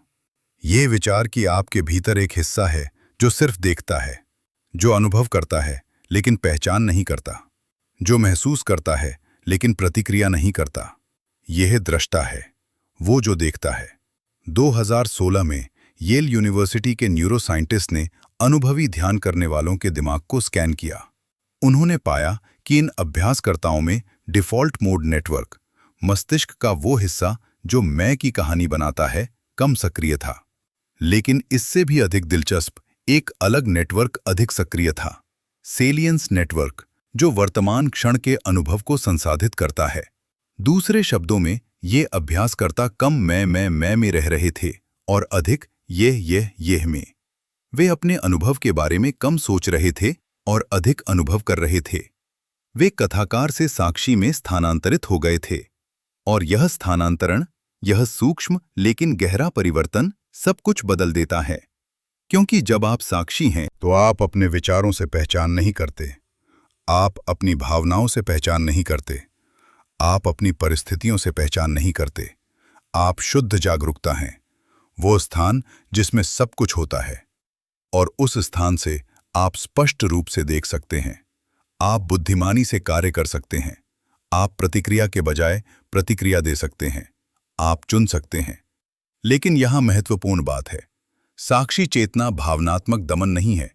ये अपनी भावनाओं को दबाने के बारे में नहीं है, ये उन्हें महसूस करने के बारे में है, पूरी तरह से, गहराई से, लेकिन उनसे नियंत्रित नहीं होना। 2017 में हार्वर्ड के शोधकर्ताओं ने भावनात्मक दानेदारता नामक कुछ का अध्ययन किया, अपनी भावनाओं को सटीक रूप से पहचानने और लेबल करने की क्षमता। उन्होंने पाया कि जो लोग उच्च भावनात्मक दानेदारता रखते हैं, जो बुरा कहने के बजाय निराश, चिंतित या अभिभूत कह सकते हैं, वे तनाव को बेहतर ढंग से संभालते हैं। वे कम आवेगपूर्ण निर्णय लेते हैं। वे तेजी से ठीक होते हैं। क्यों? क्योंकि जब आप अपनी भावना को सटीक रूप से नाम देते हैं तो आप इसे देख रहे हैं। आप इसके साथ विलय नहीं कर रहे हैं। आप कह रहे हैं, मैं क्रोध महसूस कर रहा हूं, मैं क्रोध हूं नहीं। और वो सूक्ष्म अंतर, वो छोटा सा व्याकरणिक बदलाव एक विशाल मनोवैज्ञानिक स्थानांतरण बनाता है। ये वही है जिसे बौद्ध धर्म सती कहता है, माइंडफुलनेस। और ये वही है जिसे योग विवेक कहता है, विवेक। ये दृष्टा और देखे गए के बीच अंतर करने की क्षमता है, स्व और गैर स्व के बीच, शाश्वत और अस्थायी के बीच। लेकिन चलिए और अधिक व्यावहारिक हो जाएं। चलिए एक वास्तविक परिदृश्य लें। आप काम पर हैं, आपका बॉस आपकी आलोचना करता है, सार्वजनिक रूप से, अनुचित रूप से। आप क्रोध महसूस करते हैं, आपका हृदय तेजी से धड़कता है, आपका चेहरा गर्म हो जाता है, आपके हाथ मुट्ठी बन जाते हैं। अब पारंपरिक प्रतिक्रिया क्या है? या तो आप विस्फोट करते हैं, चिल्लाते हैं, बहस करते हैं, अपना बचाव करते हैं, या आप दबाते हैं, मुस्कुराते हैं, सिर हिलाते हैं और क्रोध को अंदर दबाते हैं जहां यह सड़ता है और अल्सर बन जाता है। लेकिन साक्षी चेतना के साथ एक तीसरा विकल्प है। आप रुकते हैं, आप सांस लेते हैं, आप देखते हैं, आप खुद से कहते हैं, ये क्रोध है, ये मेरे शरीर में एक शारीरिक संवेदना है, ये मेरे मस्तिष्क में एक रासायनिक प्रतिक्रिया है, ये गुजर जाएगा।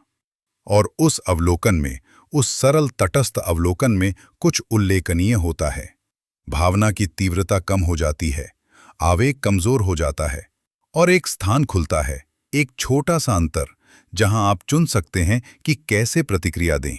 शायद आप शांति से कहते हैं, मैं आपकी चिंता को समझता हूं, क्या हम इस पर निजी तौर पर चर्चा कर सकते हैं? शायद आप कुछ नहीं कहते हैं, आप बस सुनते हैं, स्वीकार करते हैं और आगे बढ़ते हैं। शायद आप महसूस करते हैं कि यह नौकरी आपके लायक नहीं है और आप इस्तीफा देने का फैसला करते हैं। बात यह है, आप चुन रहे हैं, आप प्रतिक्रिया नहीं कर रहे हैं। और वो चुनाव, वो सचेत, जानबूझकर चुनाव शक्ति है, वास्तविक शक्ति। वो शक्ति जो परिस्थितियों से नहीं आती, बल्कि चेतना से आती है। 2020 में कैलिफोर्निया विश्वविद्यालय के शोधकर्ताओं ने प्रतिक्रिया लचीलापन नामक कुछ का अध्ययन किया। उत्तेजना और प्रतिक्रिया के बीच रुकने की क्षमता। उन्होंने पाया कि जो लोग उच्च प्रतिक्रिया लचीलापन रखते हैं, वे जीवन में अधिक सफल होते हैं। बेहतर रिश्ते, बेहतर करियर, बेहतर स्वास्थ्य। और सबसे महत्वपूर्ण बात, ये लचीलापन प्रशिक्षित किया जा सकता है। यह एक कौशल है, एक प्रतिभा नहीं। और इसे प्रशिक्षित करने का सबसे प्रभावी तरीका, ध्यान। विशेष रूप से विपश्यना ध्यान, जहां आप अपनी संवेदनाओं को देखते हैं, अपने विचारों को देखते हैं, अपनी भावनाओं को देखते हैं, लेकिन प्रतिक्रिया नहीं करते। आप बस देखते हैं और उस देखने में आप स्वतंत्रता विकसित करते हैं। लेकिन यहां वो बात है जो ज्यादातर लोग नहीं समझते। यह स्वतंत्रता तुरंत नहीं आती, यह धीरे धीरे आती है, परत दर परत, जैसे एक प्याज छीलना।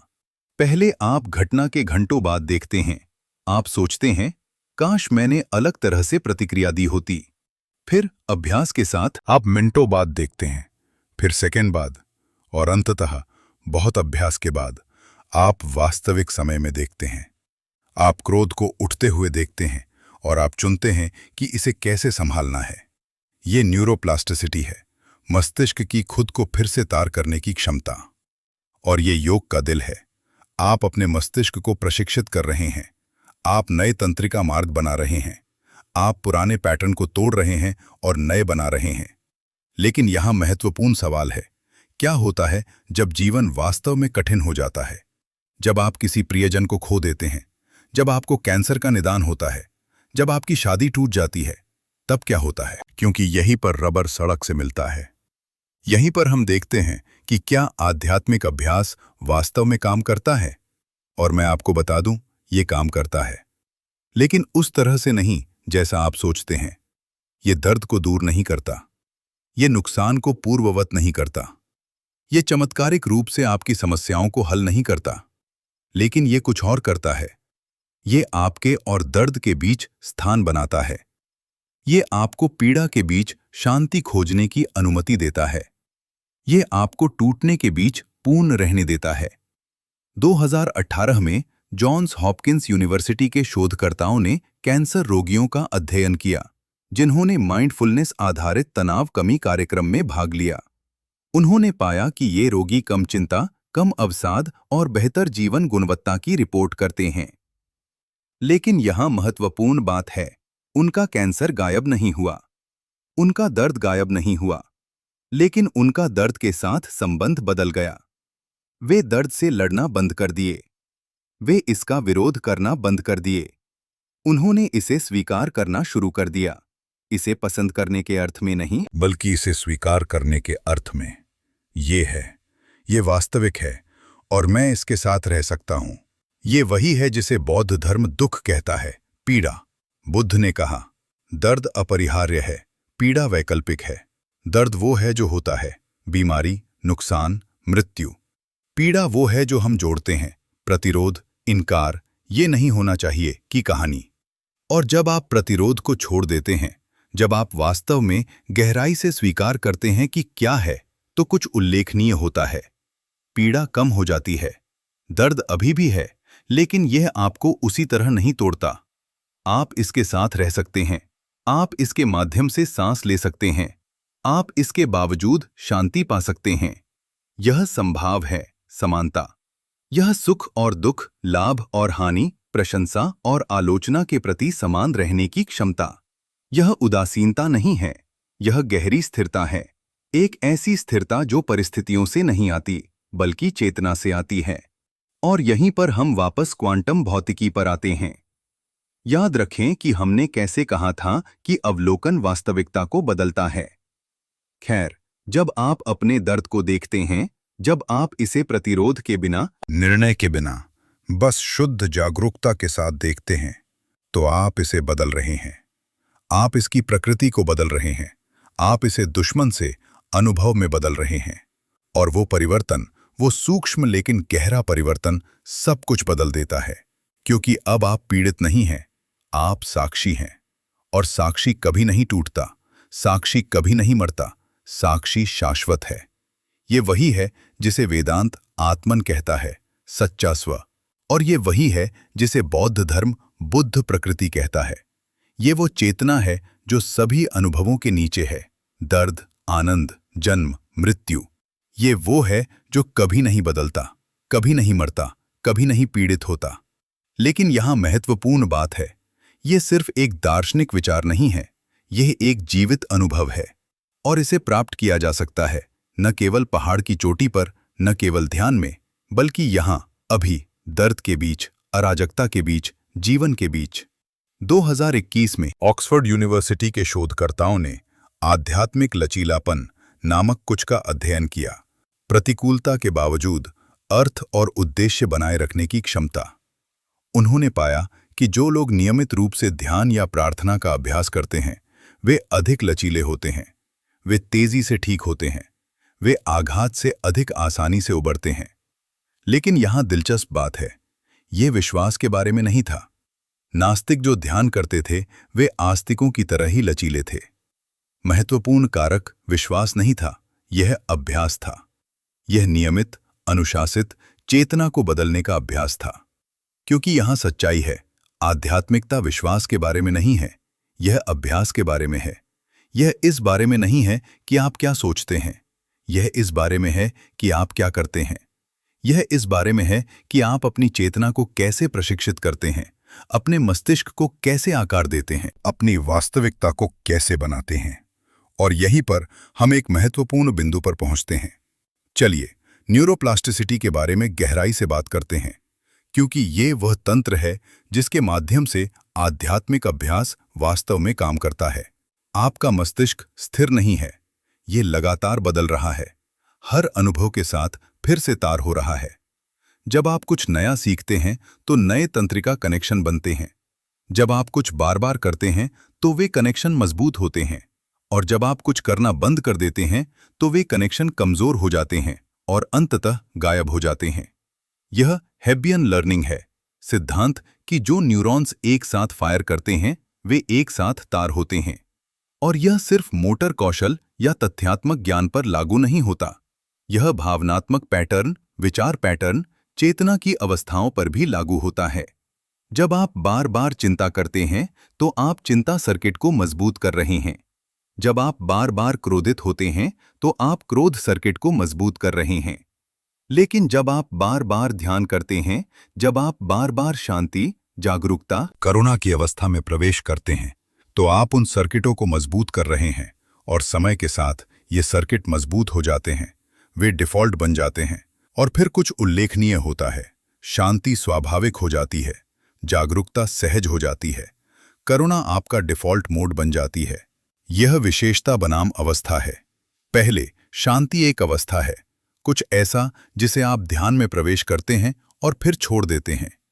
लेकिन अभ्यास के साथ यह एक विशेषता बन जाती है, कुछ ऐसा जो आप हैं, कुछ ऐसा नहीं जो आप करते हैं। 2022 में विस्कॉन्सिन मेडिसन विश्वविद्यालय के शोधकर्ताओं ने दीर्घकालिक ध्यान करने वालों का अध्ययन किया, लोग जिन्होंने 10,000 घंटे से अधिक अभ्यास किया था। उन्होंने पाया कि इन अभ्यासकर्ताओं में कुछ मस्तिष्क क्षेत्र स्थायी रूप से बदल गए थे। इंसुला, सहानुभूति से जुड़ा क्षेत्र, घना था। एमिगडाला, भय से जुड़ा क्षेत्र, छोटा था। और प्रीफ्रंटल कॉर्टेक्स, आत्मनियंत्रण से जुड़ा क्षेत्र, अधिक सक्रिय था। लेकिन यहाँ सबसे आकर्षक हिस्सा है। ये परिवर्तन केवल ध्यान के दौरान नहीं थे, वे हर समय मौजूद थे। जब वे खा रहे थे, सो रहे थे, बात कर रहे थे, ध्यान ने उनके मस्तिष्क को स्थायी रूप से बदल दिया था। ये एक अवस्था से एक विशेषता में बदल गया था। अब 10,000 घंटे बहुत लगते हैं। ये हर दिन 1 घंटे के लिए लगभग 27 साल है। लेकिन यहाँ अच्छी खबर है, आपको उतना समय नहीं चाहिए। महत्वपूर्ण परिवर्तन बहुत जल्दी होते हैं। याद रखें सारा लाज़ार का अध्ययन। 8 सप्ताह के ध्यान ने मस्तिष्क संरचना को बदल दिया। 8 सप्ताह, ये 2 महीने है। यह प्रबंधनीय है, यह प्राप्त करने योग्य है। लेकिन यहाँ महत्वपूर्ण बात है, यह नियमितता के बारे में है, तीव्रता के बारे में नहीं। हर दिन 10 मिनट सप्ताह में एक बार 1 घंटे से बेहतर है, क्योंकि न्यूरोप्लास्टिसिटी दोहराव के बारे में है। आप नए तंत्रिका मार्ग बना रहे हैं और वे मार्ग नियमित उपयोग के साथ मजबूत होते हैं। यह मांसपेशियों के निर्माण की तरह है। आप जिम में एक बार 10 घंटे नहीं बिताते, आप हर दिन 30 मिनट बिताते हैं और समय के साथ मांसपेशियां बढ़ती हैं। यही सिद्धांत मस्तिष्क पर लागू होता है। तो व्यावहारिक रूप से इसका क्या मतलब है? इसका मतलब है कि आपको एक दैनिक अभ्यास की आवश्यकता है। कुछ सरल, कुछ सुसंगत, कुछ गैर परक्राम्य। शायद ये सुबह 10 मिनट का ध्यान है, शायद ये सोने से पहले 5 मिनट का प्राणायाम है, शायद ये दिन भर में 3 सचेत सांसें हैं। बात ये नहीं है कि आप क्या करते हैं, बात यह है कि आप इसे करते हैं हर दिन बिना असफल हुए, चाहे कुछ भी हो। क्योंकि यहाँ सच्चाई है। आध्यात्मिक अभ्यास दांत ब्रश करने की तरह है। आप इसे तब नहीं करते जब आपको लगता है, आप इसे करते हैं क्योंकि यह आवश्यक है। आप इसे करते हैं क्योंकि यह स्वच्छता है, मानसिक स्वच्छता, भावनात्मक स्वच्छता, आध्यात्मिक स्वच्छता। और जैसे आप हर दिन अपने दांत ब्रश करते हैं, आपको हर दिन अपने मन को साफ करने की आवश्यकता है। आपको विचारों की गंदगी को साफ करने की आवश्यकता है, भावनाओं के अवशेषों को धोने की आवश्यकता है, चेतना को ताज़ा करने की आवश्यकता है। और जब आप ऐसा करते हैं, जब आप इसे नियमित रूप से, अनुशासित रूप से करते हैं, तो कुछ उल्लेखनीय होता है। आपका मस्तिष्क बदलता है, आपकी चेतना बदलती है, और जैसे जैसे आपकी चेतना बदलती है, आपकी वास्तविकता बदलती है। ये क्वांटम भौतिकी का वादा है, ये न्यूरोप्लास्टिसिटी का वादा है, ये योग का वादा है कि आप अटके नहीं हैं, कि आप तय नहीं हैं, कि आप बदल सकते हैं, गहराई से, स्थायी रूप से, मौलिक रूप से। लेकिन ये परिवर्तन आसान नहीं है, ये तुरंत नहीं है, ये कड़ी मेहनत, धैर्य, प्रतिबद्धता लेता है। ये उन दिनों में दिखाने के बारे में है जब आप नहीं चाहते। ये तब अभ्यास करने के बारे में है जब यह असुविधाजनक हो। ये तब जारी रखने के बारे में है जब आप कोई प्रगति नहीं देखते। क्योंकि यहाँ सच्चाई है, प्रगति रैखिक नहीं है, ये एक सीधी रेखा नहीं है, ये एक सर्पिल है। आप आगे बढ़ते हैं, फिर पीछे गिरते हैं। आप सफलता प्राप्त करते हैं, फिर पठार पर पहुंचते हैं। आप अंतर्दृष्टि प्राप्त करते हैं, फिर भूल जाते हैं। लेकिन अगर आप जारी रखते हैं, अगर आप अभ्यास करते रहते हैं, दिखाते रहते हैं, प्रतिबद्ध रहते हैं, तो धीरे धीरे, लगभग अगोचर रूप से कुछ बदलता है। आप अधिक शांत हो जाते हैं, आप अधिक जागरूक हो जाते हैं, आप अधिक करुणामय हो जाते हैं। और एक दिन, शायद महीनों या सालों बाद, आप पीछे मुड़कर देखते हैं और महसूस करते हैं, मैं वही व्यक्ति नहीं हूं जो मैं था। मैं बदल गया हूं, मैं विकसित हुआ हूं, मैं बढ़ा हूं। और वो एहसास, वो गहरी आंत की समझ कि परिवर्तन संभव है, सब कुछ बदल देती है। क्योंकि तब आप जानते हैं, न केवल बौद्धिक रूप से, बल्कि अनुभवात्मक रूप से, कि आप अपनी वास्तविकता के निर्माता हैं, कि आपके विचार मायने रखते हैं, कि आपकी चेतना शक्ति है। और वो शक्ति, वो गहरी, शांत, अटूट शक्ति, वो है जो आपको तूफानों के माध्यम से ले जाती है। वो है जो आपको टूटने के बावजूद पूर्ण रखती है। वो है जो आपको अंधेरे में प्रकाश खोजने देती है। ये योग का वादा है, ये क्वांटम भौतिकी का वादा है, ये न्यूरोप्लास्टिसिटी का वादा है कि आप शक्तिहीन नहीं हैं, कि आप अटके नहीं हैं, कि आपके पास अभी इस क्षण में बदलने की शक्ति है। लेकिन ये शक्ति कार्रवाई की मांग करती है, ये अभ्यास की मांग करती है, ये प्रतिबद्धता की मांग करती है। ये आपसे मांग करती है कि आप हर दिन दिखाएं, हर सांस के साथ, हर विचार के साथ और सचेत रूप से चुनें, बार बार, लगातार, उस वास्तविकता को बनाने के लिए जिसे आप अनुभव करना चाहते हैं। और जब आप ऐसा करते हैं, जब आप वास्तव में गहराई से पूरी तरह से प्रतिबद्ध होते हैं, तो ब्रह्मांड प्रतिक्रिया देता है। दरवाजे खुलते हैं, अवसर प्रकट होते हैं, सिंक्रोनिसिटी बढ़ती है और आप महसूस करते हैं कि आप अकेले नहीं हैं, कि आप एक बड़ी चेतना द्वारा समर्थित हैं, कि आप ब्रह्मांड के प्रवाह में हैं। यह अनुग्रह है और यह कमाया नहीं जाता, यह प्राप्त होता है। यह तब होता है जब आप प्रतिरोध छोड़ देते हैं, नियंत्रण छोड़ देते हैं और ब्रह्मांड को आपके माध्यम से प्रवाहित होने देते हैं। और वह प्रवाह, वह सहज, प्रयास रहित प्रवाह, वो है जहां जादू होता है, वो है जहां चमत्कार होते हैं, वो है जहां आपके विचार वास्तविकता बन जाते हैं। अब हम उस बिंदु पर पहुंच गए हैं जहां सबसे गहरे सवाल उठते हैं। हमने देखा कि कैसे क्वांटम भौतिकी और वेदांत एक ही सत्य की ओर इशारा करते हैं। हमने सीखा कि कैसे प्राचीन तकनीकें आपके मस्तिष्क को बदलती हैं। हमने समझा कि कैसे इन्हें वास्तविक जीवन में लागू किया जाए। लेकिन अभी हमें उस चीज का सामना करना होगा जिससे ज्यादातर लोग बचते हैं। हमें उन सीमाओं का सामना करना होगा, उन सवालों का जिनके जवाब हमारे पास नहीं हैं, उस रहस्य का जो बना रहता है, क्योंकि यहां वो बात है जो मुझे आपको बतानी होगी। और यह शायद इस पूरी चर्चा का सबसे महत्वपूर्ण हिस्सा है। मैं समझता हूं कि आप क्या सोच रहे हैं। आपने यह सब सुना है, क्वांटम भौतिकी, चेतना, वास्तविकता का निर्माण, और आपके मन का एक हिस्सा कह रहा है, यह बहुत अच्छा लगता है, लेकिन क्या यह सच है?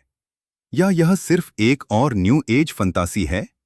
और आप जानते हैं क्या, वह संदेह स्वस्थ है, वह संदेह आवश्यक है, क्योंकि पिछले 30 सालों में क्वांटम शब्द का इतना दुरुपयोग किया गया है, इतना विकृत किया गया है कि ये लगभग अर्थहीन हो गया है। Quantum healing, quantum manifestation, quantum leap, ये सभी शब्द वास्तविक विज्ञान को लेते हैं और इसे जादुई सोच में बदल देते हैं। तो चलिए बिल्कुल स्पष्ट हो जाएं। चलिए उन चीजों को अलग करें जो हम जानते हैं, उन चीजों से जो हम सोचते हैं, और उन चीजों से जो हम बिल्कुल नहीं जानते। हम क्या जानते हैं? निर्विवाद रूप से, प्रयोगात्मक रूप से सिद्ध। 1. क्वांटम स्तर पर कण तरंगों और कणों दोनों के रूप में व्यवहार करते हैं। यह तथ्य है। डबल स्लिट एक्सपेरिमेंट को हजारों बार दोहराया गया है। यह काम करता है, हर बार। 2. माप, इंटरैक्शन, क्वांटम प्रणाली की अवस्था को बदलता है।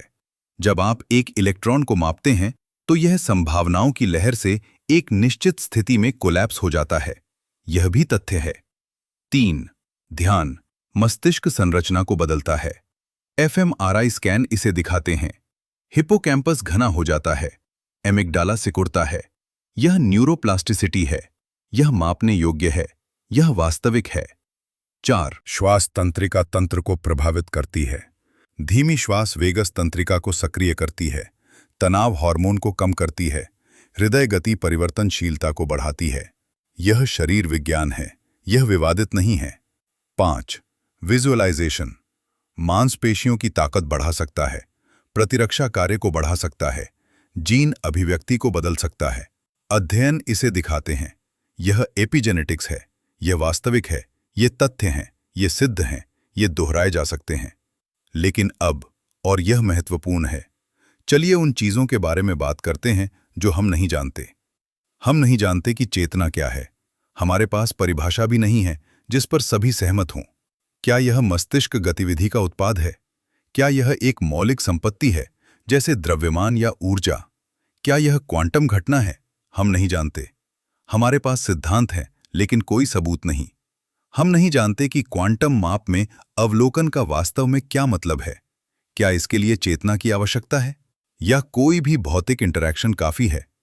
अधिकांश भौतिक विज्ञानी कहते हैं कि यह इंटरैक्शन है, चेतना नहीं। लेकिन कुछ, जैसे जॉन वॉन न्यूमन, यूजीन विग्नर ने तर्क दिया कि चेतना एक भूमिका निभाती है। बहस जारी है। हम नहीं जानते कि क्या मानव चेतना, आपके विचार, आपके इरादे सीधे क्वांटम प्रणालियों को प्रभावित कर सकती है। रैंडम नंबर जनरेटर अध्ययन सुझाव देते हैं कि शायद, लेकिन प्रभाव छोटे हैं, परिणाम मिश्रित हैं और तंत्र अज्ञात है। ये अभी भी सीमांत विज्ञान है। हम नहीं जानते कि क्या चक्र ऊर्जा केंद्रों के रूप में वास्तव में मौजूद हैं। हम जानते हैं कि चक्र ध्यान मस्तिष्क गतिविधि को बदलता है। हम जानते हैं कि यह शारीरिक प्रणालियों से संबंधित है, लेकिन क्या वास्तव में ऊर्जा प्रवाहित हो रही है? हम इसे माप नहीं सकते, हम इसे देख नहीं सकते।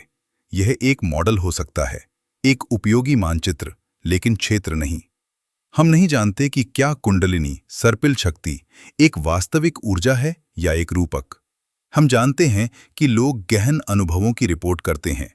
हम जानते हैं कि मस्तिष्क गतिविधि बदलती है, लेकिन क्या वास्तव में रीढ़ की हड्डी के माध्यम से कुछ उठ रहा है? हम नहीं जानते। और यहां सबसे बड़ा सवाल है, वह सवाल जो सब कुछ रेखांकित करता है। क्या चेतना वास्तविकता बनाती है, या क्या ये सिर्फ वास्तविकता का अवलोकन करती है? क्वांटम भौतिकी कहती है अवलोकन मायने रखता है, लेकिन अवलोकन का मतलब इंटरैक्शन है, जरूरी नहीं कि चेतन इंटरैक्शन। एक फोटोन डिटेक्टर, एक निर्जीव मशीन, एक इलेक्ट्रॉन की अवस्था को कोलैप्स कर सकता है। तो क्या चेतना विशेष है, या ये सिर्फ एक और भौतिक प्रणाली है? वेदांत कहता है चेतना मौलिक है, पदार्थ चेतना से उत्पन्न होता है। लेकिन ये दर्शन है, विज्ञान नहीं। ये अनुभव है, प्रयोग नहीं। ये सुंदर है, गहरा है, परिवर्तनकारी है, लेकिन ये सिद्ध नहीं है। तो हम कहाँ हैं? हम एक आकर्षक, भ्रमित करने वाली रहस्यमय जगह पर हैं। हमारे पास दो प्रणालियां हैं, क्वांटम भौतिकी और वेदांत, जो एक ही क्षेत्र की ओर इशारा करती प्रतीत होती हैं, लेकिन वे अलग अलग भाषाएं बोलती हैं। वे अलग अलग सवाल पूछती हैं और वे अलग अलग तरीकों से जवाब देती हैं। क्वांटम भौतिकी पूछती है, ये कैसे काम करता है? ये मापती है, परीक्षण करती है, भविष्यवाणी करती है। ये सटीक है, गणितीय है, दोहराने योग्य है। वेदांत पूछता है, इसका क्या मतलब है? ये अनुभव करता है, चिंतन करता है, महसूस करता है। यह व्यक्तिपरक है, अनुभवात्मक है, परिवर्तनकारी है। और यहाँ वो बात है जो मुझे लगता है कि सबसे महत्वपूर्ण है। हमें दोनों की आवश्यकता है। हमें सटीकता की आवश्यकता है और हमें अर्थ की आवश्यकता है।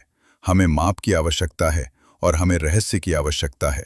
हमें विज्ञान की आवश्यकता है और हमें आध्यात्मिकता की आवश्यकता है, क्योंकि यहाँ सच्चाई है। विज्ञान आपको बता सकता है कि ध्यान आपके मस्तिष्क को कैसे बदलता है, लेकिन ये आपको ये नहीं बता सकता कि जब आप गहरी शांति में डूबते हैं तो क्या महसूस होता है। ये आपको ये नहीं बता सकता कि जब आप महसूस करते हैं, वास्तव में गहराई से महसूस करते हैं कि आप ब्रह्मांड से अलग नहीं हैं, तो क्या होता है। और वेदांत आपको बता सकता है कि आप ब्रह्म हैं, शुद्ध चेतना, शाश्वत जागरूकता। लेकिन यह आपको यह नहीं बता सकता कि आपके न्यूरॉन्स कैसे फायर करते हैं, आपके हार्मोन कैसे प्रवाहित होते हैं, आपके जीन कैसे व्यक्त होते हैं। तो हमें दोनों की आवश्यकता है। हमें पुल की आवश्यकता है, और वह पुल, वह कनेक्शन अभ्यास है। जब आप ध्यान करते हैं तो आप विज्ञान कर रहे हैं और आध्यात्मिकता कर रहे हैं। आप अपने मस्तिष्क को बदल रहे हैं और अपनी चेतना को बदल रहे हैं। आप न्यूरोप्लास्टिसिटी को सक्रिय कर रहे हैं और आत्म साक्षात्कार को सक्रिय कर रहे हैं। आप दोनों दुनियाओं में रह रहे हैं, भौतिक और आध्यात्मिक एक साथ। और ये विरोधाभास नहीं है, ये पूरकता है। ये वही है जिसे नील्स बोर ने समझा जब उन्होंने अपने कोट ऑफ आर्म्स में यिन यांग रखा। विरोधाभास पूरक हैं। प्रकाश एक तरंग है और एक कण है। चेतना व्यक्तिगत है और सार्वभौमिक है। आप एक अलग स्व हैं और आप संपूर्ण हैं। दोनों सत्य हैं, एक साथ, एक ही समय में। और जब आप इसे समझते हैं, जब आप वास्तव में गहराई से इसे समझते हैं, तो कुछ बदलता है। आप या तो स्लैश या सोच से मुक्त हो जाते हैं। आप दोनों स्लैश और में रहना शुरू करते हैं। आप विरोधाभास को गले लगाते हैं। आप रहस्य को स्वीकार करते हैं। और वह स्वीकृति, वह गहरी, विनम्र स्वीकृति कि हम सब कुछ नहीं जानते, वास्तविक ज्ञान की शुरुआत है। सुकरात ने कहा, मैं केवल एक चीज जानता हूं, कि मैं कुछ नहीं जानता। ये झूठी विनम्रता नहीं थी, ये गहरा ज्ञान था। क्योंकि जब आप स्वीकार करते हैं कि आप नहीं जानते, तो आप सीखने के लिए खुल जाते हैं। आप खोज के लिए खुल जाते हैं। आप रहस्य के लिए खुल जाते हैं। और रहस्य, वह विशाल, अज्ञात, अज्ञेय रहस्य, वो है जहां जादू रहता है। वो है जहां चमत्कार होते हैं। वो है जहां परिवर्तन होता है। क्योंकि यहां वो बात है जो मैंने सीखी है। 30 साल के ध्यान, 20 साल के विज्ञान का अध्ययन, अनगिनत घंटे चिंतन के बाद सबसे गहरे सत्य शब्दों में नहीं कहे जा सकते। उन्हें अनुभव किया जाना चाहिए। आप किसी को ये नहीं समझा सकते कि प्रेम क्या है। आप इसे परिभाषित कर सकते हैं, इसका वर्णन कर सकते हैं, इसके बारे में कविता लिख सकते हैं। लेकिन जब तक आपने इसे महसूस नहीं किया, जब तक आपका हृदय खुला नहीं है, आपकी छाती फैली नहीं है, आपकी आंखों में आंसू नहीं आए हैं, आप नहीं जानते। आप वास्तव में नहीं जानते। यही बात चेतना के साथ है। यही बात ब्रह्मांड के साथ है। यही बात उस गहरे, अवर्णनीय अनुभव के साथ है, जब आप महसूस करते हैं, सिर्फ बौद्धिक रूप से नहीं, बल्कि हर कोशिका में, कि आप सब कुछ हैं और कुछ भी नहीं, शाश्वत और क्षणिक, अलग और एक। आप इसे पढ़ नहीं सकते, आप इसे सीख नहीं सकते, आपको इसे जीना होगा। और इसे जीने का तरीका? अभ्यास। दैनिक, अनुशासित, प्रतिबद्ध अभ्यास। हर सुबह जब आप उठते हैं तो आपके पास एक विकल्प होता है। आप अपने फोन तक पहुंच सकते हैं, ईमेल, समाचार, सोशल मीडिया की अंतहीन धारा, और तुरंत प्रतिक्रियाशीलता की दुनिया में खींचे जा सकते हैं। या आप रुक सकते हैं, आप सांस ले सकते हैं, आप बैठ सकते हैं, आप अपने आप से जुड़ सकते हैं। 10 मिनट, बस 10 मिनट। कोई फोन नहीं, कोई विकर्षण नहीं, बस आप, आपकी सांस और वर्तमान क्षण। और उन 10 मिनटों में कुछ होता है। आपका मस्तिष्क बदलता है, आपकी तंत्रिका तंत्र शांत होती है, आपकी चेतना गहरी होती है, और धीरे धीरे, लगभग अगोचर रूप से, आप बदलते हैं। पहले सप्ताह में आप कुछ भी नोटिस नहीं कर सकते। शायद आप थोड़ा शांत महसूस करते हैं, शायद आप थोड़ा अधिक केंद्रित महसूस करते हैं, लेकिन यह सूक्ष्म है। दूसरे सप्ताह में आप देखना शुरू करते हैं। आप देखते हैं कि आप ट्रैफिक में कम प्रतिक्रिया करते हैं। आप देखते हैं कि आप अपने साथी के साथ अधिक धैर्यवान हैं। आप देखते हैं कि आप रात में बेहतर सोते हैं। 1 महीने के बाद परिवर्तन स्पष्ट हो जाते हैं। आप शांत हैं, आप अधिक उपस्थित हैं, आप अधिक जागरूक हैं। और लोग नोटिस करना शुरू करते हैं। वे कहते हैं, आप अलग लगते हैं, कुछ बदल गया है। 3 महीने के बाद यह आपका नया सामान्य बन जाता है। शांति एक अवस्था से एक विशेषता में बदल जाती है। जागरूकता कुछ ऐसी चीज से जो आप करते हैं, कुछ ऐसी चीज में बदल जाती है जो आप हैं। 6 महीने के बाद आप पीछे मुड़कर देखते हैं और मुश्किल से उस व्यक्ति को पहचानते हैं जो आप थे। आप विकसित हुए हैं, आप बढ़े हैं, आप बदल गए हैं।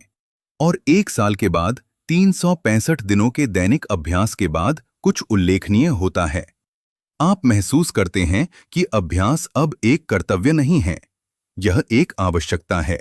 यह वह है जो आपको जमीन पर रखता है, केंद्रित रखता है, जीवित रखता है। ये दांत ब्रश करने जैसा है। आप इसके बिना एक दिन की कल्पना नहीं कर सकते। और ये तब है जब आप जानते हैं आपने इसे अपना बना लिया है। ये अब बाहरी नहीं है, ये आंतरिक है, ये आप हैं। लेकिन यहाँ वो बात है, और ये महत्वपूर्ण है, ये यात्रा रैखिक नहीं है, ये एक सीधी रेखा नहीं है।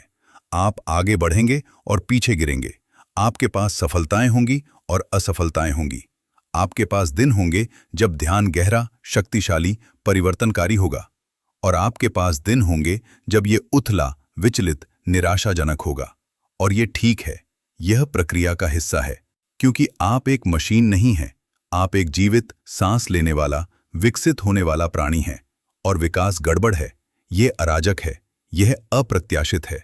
लेकिन अगर आप जारी रखते हैं, अगर आप अच्छे दिनों और बुरे दिनों में दिखाते रहते हैं, जब आप प्रेरित महसूस करते हैं और जब आप नहीं करते हैं, तो कुछ होता है। आप लचीलापन बनाते हैं, आप दृढ़ता बनाते हैं, आप चरित्र बनाते हैं। और वह चरित्र, वह गहरी, शांत, अटूट शक्ति, वो है जो आपको तूफानों के माध्यम से ले जाती है। वो है जो आपको टूटने के बावजूद पूर्ण रखती है। वो है जो आपको अंधेरे में प्रकाश खोजने देती है। अब मैं जानता हूं कि कुछ लोग सोच रहे हैं, लेकिन मेरे पास समय नहीं है, मैं बहुत व्यस्त हूं, मेरे पास बच्चे हैं, नौकरी है, जिम्मेदारियां हैं, मैं हर दिन ध्यान नहीं कर सकता। और मैं समझता हूं, मैं वास्तव में समझता हूं, जीवन व्यस्त है, जीवन मांग करने वाला है, जीवन अभिभूत करने वाला है। लेकिन यहां सवाल है, क्या आपके पास हर दिन दांत ब्रश करने का समय है? क्या आपके पास हर दिन शावर लेने का समय है? क्या आपके पास हर दिन खाने का समय है? बेशक आपके पास है, क्योंकि ये गैर परक्राम्य हैं, ये आवश्यक हैं, ये स्वच्छता है। खैर, ध्यान भी स्वच्छता है, मानसिक स्वच्छता, और ये उतना ही आवश्यक है जितना कि शारीरिक स्वच्छता, शायद अधिक। क्योंकि यहाँ सच्चाई है, आप हर दिन अपने मन को साफ नहीं करते तो ये गंदा हो जाता है। विचार जमा होते हैं, भावनाएं सरती हैं, तनाव बनता है और अंततः आप टूट जाते हैं। लेकिन अगर आप हर दिन अपने मन को साफ करते हैं, अगर आप 10 मिनट लेते हैं, बस 10 मिनट बैठने के लिए, सांस लेने के लिए, देखने के लिए, तो आप गंदगी को साफ करते हैं, आप अवशेषों को धोते हैं, आप चेतना को ताज़ा करते हैं। और वो ताजगी, वो स्पष्टता, वो शांति आपके पूरे दिन में फैलती है। आप अधिक धैर्यवान हैं, आप अधिक केंद्रित हैं, आप अधिक उपस्थित हैं, आप बेहतर माता-पिता, बेहतर साथी, बेहतर कर्मचारी, बेहतर मनुष्य हैं। तो ये समय की कमी नहीं है, ये प्राथमिकता की कमी है। और मैं ये कठोर होने के लिए नहीं कह रहा, मैं ये स्पष्ट होने के लिए कह रहा हूं, क्योंकि यहां वो बात है जो मैं चाहता हूं कि आप समझें। आपके विचार वास्तविकता बनाते हैं, लेकिन केवल तभी जब आप उन्हें प्रशिक्षित करते हैं, केवल तभी जब आप उन्हें आकार देते हैं, केवल तभी जब आप उन्हें निर्देशित करते हैं। अप्रशिक्षित मन एक जंगली घोड़े की तरह है, शक्तिशाली लेकिन खतरनाक। ये आपको कहीं भी ले जा सकता है, आमतौर पर चिंता, भय, पछतावा की ओर। लेकिन प्रशिक्षित मन एक प्रशिक्षित घोड़े की तरह है, शक्तिशाली और निर्देशित। ये आपको वहां ले जाता है जहां आप जाना चाहते हैं। और आप अपने मन को कैसे प्रशिक्षित करते हैं? ध्यान के माध्यम से, प्राणायाम के माध्यम से, माइंडफुलनेस के माध्यम से, आत्मजांच के माध्यम से, दैनिक अनुशासित प्रतिबद्ध अभ्यास के माध्यम से। और जैसे जैसे आपका मन अधिक प्रशिक्षित होता है, आपकी वास्तविकता बदलती है। आप अधिक स्पष्ट रूप से देखते हैं, आप अधिक बुद्धिमानी से चुनते हैं, आप अधिक प्रभावी ढंग से कार्य करते हैं, और परिणाम, आपके जीवन के परिणाम बेहतर हो जाते हैं। यह जादू नहीं है, ये कारण और प्रभाव है, ये न्यूरोप्लास्टिसिटी है, ये क्वांटम यांत्रिकी है, ये प्राचीन ज्ञान और आधुनिक विज्ञान का संगम है, और ये काम करता है। ये वास्तव में मापने योग्य रूप से जीवन बदलने वाले तरीके से काम करता है। लेकिन, और ये अंतिम लेकिन है, ये केवल तभी काम करता है जब आप काम करते हैं। ये केवल तभी काम करता है जब आप प्रतिबद्ध होते हैं। ये केवल तभी काम करता है जब आप दिखाते हैं, हर दिन, हर सांस के साथ, हर विचार के साथ। क्योंकि यहां अंतिम सत्य है, वो सत्य जो सब कुछ रेखांकित करता है, जो सब कुछ एकजुट करता है, जो सब कुछ समझाता है। आप निर्माता हैं, आप पर्यवेक्षक हैं, आप वह चेतना हैं जो वास्तविकता को आकार देती है। लेकिन आप अकेले निर्माता नहीं हैं, आप एक बड़ी चेतना का हिस्सा हैं, एक सार्वभौमिक, शाश्वत, अनंत चेतना जो सब कुछ है। और जब आप इसे महसूस करते हैं, जब आप वास्तव में गहराई से, अनुभवात्मक रूप से महसूस करते हैं कि आप अलग नहीं हैं, कि आप ब्रह्मांड हैं, कि आपके विचार ब्रह्मांड के विचार हैं, तो सब कुछ बदल जाता है। भय गायब हो जाता है, क्योंकि आप समझते हैं कि आप नश्वर नहीं हैं। चिंता गायब हो जाती है, क्योंकि आप समझते हैं कि आप नियंत्रण में नहीं हैं, और ये ठीक है। पीड़ा कम हो जाती है, क्योंकि आप समझते हैं कि दर्द अस्थायी है, लेकिन आप शाश्वत हैं। और प्रेम, गहरा, बिना शर्त, सार्वभौमिक प्रेम उभरता है, क्योंकि आप समझते हैं कि हर कोई, हर चीज आपका ही विस्तार है। यह आत्म साक्षात्कार है, यह मोक्ष है, यह समाधि है, यह निर्वाण है, और यह यहां उपलब्ध है, अभी, इस क्षण में, इस सांस में। आपको पहाड़ पर चढ़ने की जरूरत नहीं है, आपको गुफा में जाने की जरूरत नहीं है, आपको दुनिया को त्यागने की जरूरत नहीं है। आपको बस रुकने की जरूरत है, सांस लेने की जरूरत है, देखने की जरूरत है, और उस देखने में, उस सरल, शांत, गहन देखने में, आप खोजते हैं कि आप हमेशा से क्या रहे हैं। शुद्ध चेतना, शाश्वत जागरूकता, वो क्षेत्र जिससे सब कुछ उत्पन्न होता है और जिसमें सब कुछ लौटता है। आप ब्रह्म हैं, आप आत्मन हैं, आप वो हैं। और जब आप इसे जानते हैं, न केवल बौद्धिक रूप से बल्कि अनुभवात्मक रूप से, तो आपके विचार वास्तव में वास्तविकता बनाते हैं। क्योंकि तब आपके विचार अहंकार के विचार नहीं हैं, वे ब्रह्मांड के विचार हैं, वे सृजन के विचार हैं, वे प्रेम के विचार हैं। और वे विचार, वे शुद्ध, सुसंगत, संरेखित विचार दुनिया को बदलते हैं। एक समय में एक सांस, एक समय में एक विचार, एक समय में एक क्षण। यह यात्रा है, यह अभ्यास है, यह वादा है, और यह अभी शुरू होता है। अब हम उस बिंदु पर पहुंच गए हैं जहां शब्द अपनी सीमा तक पहुंचते हैं। हमने क्वांटम भौतिकी की यात्रा की है, हमने वेदांत की गहराइयों में उतरे हैं, हमने प्राचीन तकनीकों को सीखा है और आधुनिक विज्ञान को समझा है। लेकिन अब, अभी इस क्षण में, हमें उस चीज का सामना करना होगा जो सबसे अधिक मायने रखती है। वह प्रश्न जो हर दार्शनिक, हर वैज्ञानिक, हर रहस्यवादी ने पूछा है, हम वास्तव में क्या हैं? और यहाँ वो बात है जो मुझे आपको बतानी होगी, सबसे ईमानदारी से, सबसे विनम्रता से। हम नहीं जानते, हम वास्तव में नहीं जानते। हम जानते हैं कि चेतना मौजूद है क्योंकि आप अभी इसे अनुभव कर रहे हैं। हम जानते हैं कि पदार्थ मौजूद है क्योंकि आप इसे छू सकते हैं, देख सकते हैं, माप सकते हैं। लेकिन हम नहीं जानते कि वे कैसे संबंधित हैं। हम नहीं जानते कि कौन पहले आता है। हम नहीं जानते कि क्या वे वास्तव में अलग हैं। क्वांटम भौतिकी ने हमें दिखाया है कि पर्यवेक्षक और देखी गई चीज उलझे हुए हैं, अविभाज्य रूप से जुड़े हुए। लेकिन ये हमें ये नहीं बताती कि क्यों। ये हमें ये नहीं बताती कि चेतना कहाँ से आती है। ये हमें ये नहीं बताती कि एक इलेक्ट्रॉन, एक छोटा निर्जीव कण, जानता है कि उसे देखा जा रहा है। और शायद, बस शायद, ये सही प्रश्न नहीं है। शायद समस्या ये नहीं है कि हमारे पास पर्याप्त डेटा नहीं है। शायद समस्या ये है कि हम गलत ढांचे का उपयोग कर रहे हैं। हम पूछ रहे हैं कैसे, जब हमें पूछना चाहिए क्या। क्योंकि यहाँ कुछ है जो मुझे वर्षों में महसूस हुआ है। ब्रह्मांड को समझाने की जरूरत नहीं है, इसे अनुभव करने की जरूरत है। जब आप सूर्यास्त देखते हैं, जब आकाश नारंगी और गुलाबी और बैंगनी में विस्फोट करता है, तो आप नहीं पूछते, लेकिन प्रकाश तरंगे कैसे वायुमंडलीय कणों के साथ इंटरैक्ट करती हैं। आप बस देखते हैं, आप महसूस करते हैं, आप विस्मय में हैं। और शायद, बस शायद, यही बात चेतना के साथ है। शायद यह एक समस्या नहीं है जिसे हल किया जाना है। शायद यह एक रहस्य है जिसे जिया जाना है। वेदांत ने हमेशा यह समझा है। जब ऋषियों ने नेति नेति कहा, यह नहीं, तो वे हार नहीं मान रहे थे। वे इशारा कर रहे थे। वे कह रहे थे, ब्रह्म, परम वास्तविकता को परिभाषित नहीं किया जा सकता, इसे केवल अनुभव किया जा सकता है। और वह अनुभव, वह गहरा, अवर्णनीय, जीवन बदलने वाला अनुभव शब्दों में नहीं आता, यह सूत्रों में नहीं आता, यह समीकरणों में नहीं आता, यह मौन में आता है। 2023 में MIT के शोधकर्ताओं ने कुछ आकर्षक खोजा।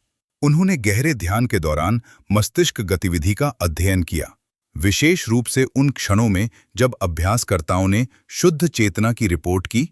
कोई विचार नहीं, कोई संवेदना नहीं, बस शुद्ध जागरूकता।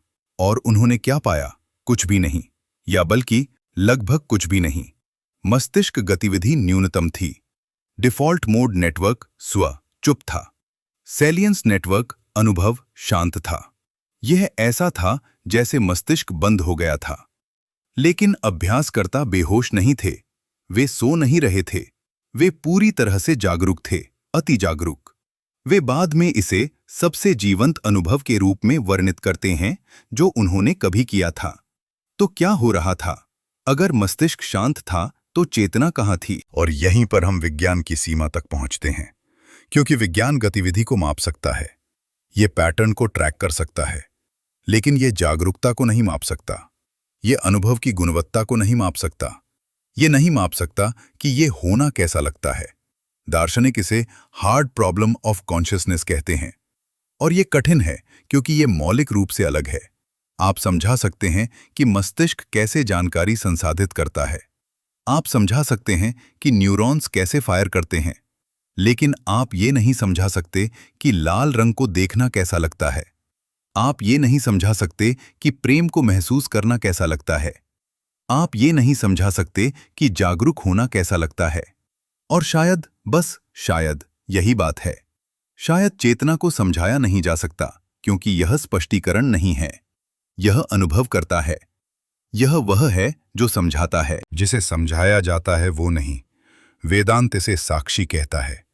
वो जो देखता है लेकिन कभी नहीं देखा जाता। वो जो जानता है लेकिन कभी नहीं जाना जाता। वो जो है लेकिन कभी नहीं बनता।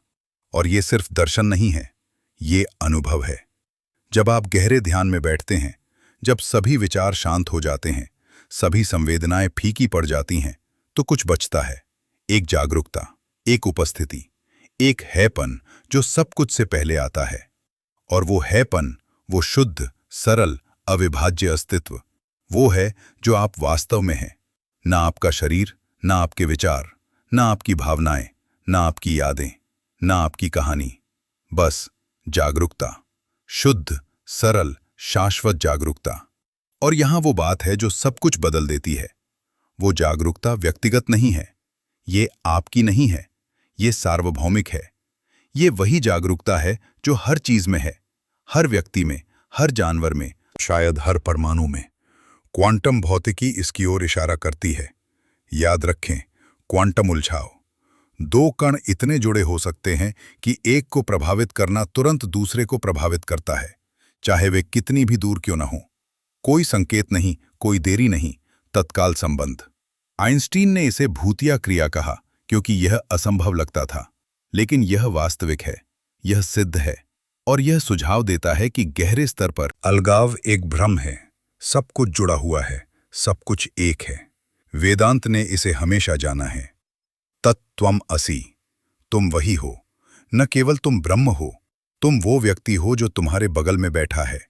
तुम वो पेड़ हो जो तुम्हारी खिड़की के बाहर है।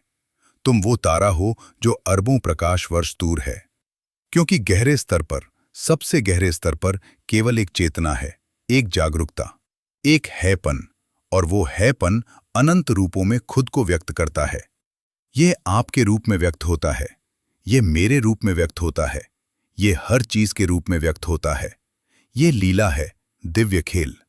ब्रह्मांड खुद के साथ छिपाने और खोजने का खेल खेल रहा है। ये खुद को भूल जाता है ताकि ये खुद को फिर से याद कर सके। ये खुद को अलग करता है ताकि ये एकता के आनंद का अनुभव कर सके।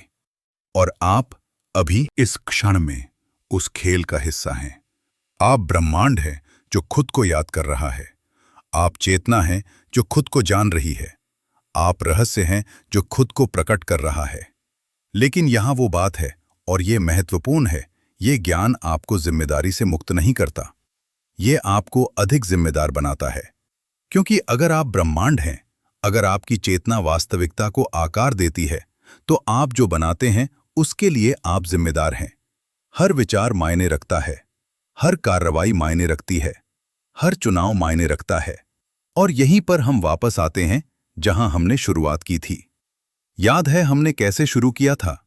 उस प्रयोगशाला में कोपेनहेगन में, जहां नील्स बोर ने खोजा कि अवलोकन वास्तविकता को बदलता है। उस क्षण में जब विज्ञान और आध्यात्मिकता टकराई। लेकिन अब हम समझते हैं कि यह टकराव नहीं था, यह मिलन था, यह पहचान थी। दो अलग अलग रास्ते, एक बाहर की ओर, एक अंदर की ओर, एक ही सत्य तक पहुंच रहे थे। कि चेतना मौलिक है, कि पर्यवेक्षक और देखी गई चीज अलग नहीं है, कि आपकी जागरूकता, आपका ध्यान, आपके विचार वास्तविकता को आकार देते हैं। लेकिन ना उस तरह से जैसा न्यू एज गुरु वादा करते हैं। ना तुरंत, ना जादुई रूप से, ना बिना प्रयास के।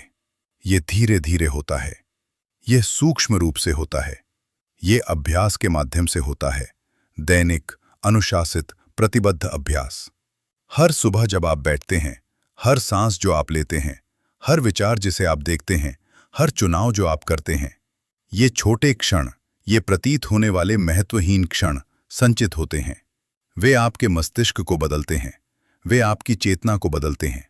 और जैसे जैसे आपकी चेतना बदलती है, आपकी वास्तविकता बदलती है। न क्योंकि आप ब्रह्मांड को मोड़ रहे हैं, बल्कि क्योंकि आप ब्रह्मांड के साथ संरेखित हो रहे हैं। आप प्रवाह में प्रवेश कर रहे हैं, आप प्रतिरोध छोड़ रहे हैं, आप अनुमति दे रहे हैं। और जब आप अनुमति देते हैं, जब आप वास्तव में गहराई से पूरी तरह से अनुमति देते हैं, तो कुछ उल्लेखनीय होता है। जीवन आसान हो जाता है, ना क्योंकि चुनौतियां गायब हो जाती हैं, बल्कि क्योंकि आप उनके साथ अलग तरह से संबंधित होते हैं। आप उनसे लड़ना बंद कर देते हैं, आप उनका विरोध करना बंद कर देते हैं, आप उन्हें स्वीकार करते हैं। उन्हें पसंद करने के अर्थ में नहीं, बल्कि उन्हें स्वीकार करने के अर्थ में। ये वास्तविक है, और मैं इसके साथ काम कर सकता हूं। और वह स्वीकृति, वो गहरी, शांत, शक्तिशाली स्वीकृति आपको मुक्त करती है। आप पीड़ित नहीं हैं, आप निर्माता हैं, और आप सचेत रूप से चुन रहे हैं, हर क्षण, हर सांस के साथ, कि कैसे प्रतिक्रिया दें। लेकिन यहां वो बात है जो हमें विनम्र रखती है। हम सब कुछ नहीं जानते। हम वास्तव में नहीं जानते कि चेतना क्या है। हम नहीं जानते कि ये कहां से आती है। हम नहीं जानते कि ये कहां जाती है। हम नहीं जानते कि क्या ये मृत्यु के बाद जीवित रहती है। हम नहीं जानते कि क्या ये सार्वभौमिक है या व्यक्तिगत। हम नहीं जानते कि क्या ये मौलिक है या उभरती हुई। हमारे पास सिद्धांत हैं, हमारे पास अनुभव हैं, हमारे पास संकेत हैं, लेकिन हमारे पास सबूत नहीं है। और शायद, बस शायद, यही सुंदरता है। शायद रहस्य ही बात है। शायद न जानना ही हमें खुला रखता है, जिज्ञासु रखता है, जीवित रखता है। क्योंकि जिस क्षण हम सोचते हैं कि हम जानते हैं, जिस क्षण हम सोचते हैं कि हमारे पास सभी जवाब हैं, हम सीखना बंद कर देते हैं, हम बढ़ना बंद कर देते हैं, हम विकसित होना बंद कर देते हैं। लेकिन जब हम रहस्य को गले लगाते हैं, जब हम स्वीकार करते हैं कि हम नहीं जानते, तो हम खुले रहते हैं, हम जिज्ञासु रहते हैं, हम आश्चर्यचकित रहते हैं। और वो आश्चर्य, वो बाल सदृश खुला हृदय आश्चर्य, वो है जो हमें जीवित रखता है। वो है जो हमें मानव बनाता है। वो है जो हमें दिव्य बनाता है। तो शायद सवाल ये नहीं है, क्या मेरे विचार वास्तविकता बनाते हैं? शायद सवाल ये है, मैं किस तरह की वास्तविकता बनाना चाहता हूं? क्या मैं भय की वास्तविकता बनाना चाहता हूं या प्रेम की? क्या मैं विभाजन की वास्तविकता बनाना चाहता हूं या एकता की? क्या मैं पीड़ा की वास्तविकता बनाना चाहता हूं या शांति की? क्योंकि यहां अंतिम सत्य है, वो सत्य जो क्वांटम भौतिकी और वेदांत दोनों की ओर इशारा करते हैं। आपके पास चुनाव है, हमेशा, हर क्षण, हर सांस के साथ। आप चुन सकते हैं कि कैसे देखना है, आप चुन सकते हैं कि कैसे सोचना है, आप चुन सकते हैं कि कैसे प्रतिक्रिया देनी है, आप चुन सकते हैं कि कैसे होना है। और वे चुनाव, वे छोटे, प्रतीत होने वाले महत्वहीन चुनाव आपकी वास्तविकता बनाते हैं। न तुरंत, न जादुई रूप से, लेकिन निश्चित रूप से, अनिवार्य रूप से, शक्तिशाली रूप से। क्योंकि आप निर्माता हैं, आप पर्यवेक्षक हैं, आप वो चेतना हैं जो वास्तविकता को आकार देती है।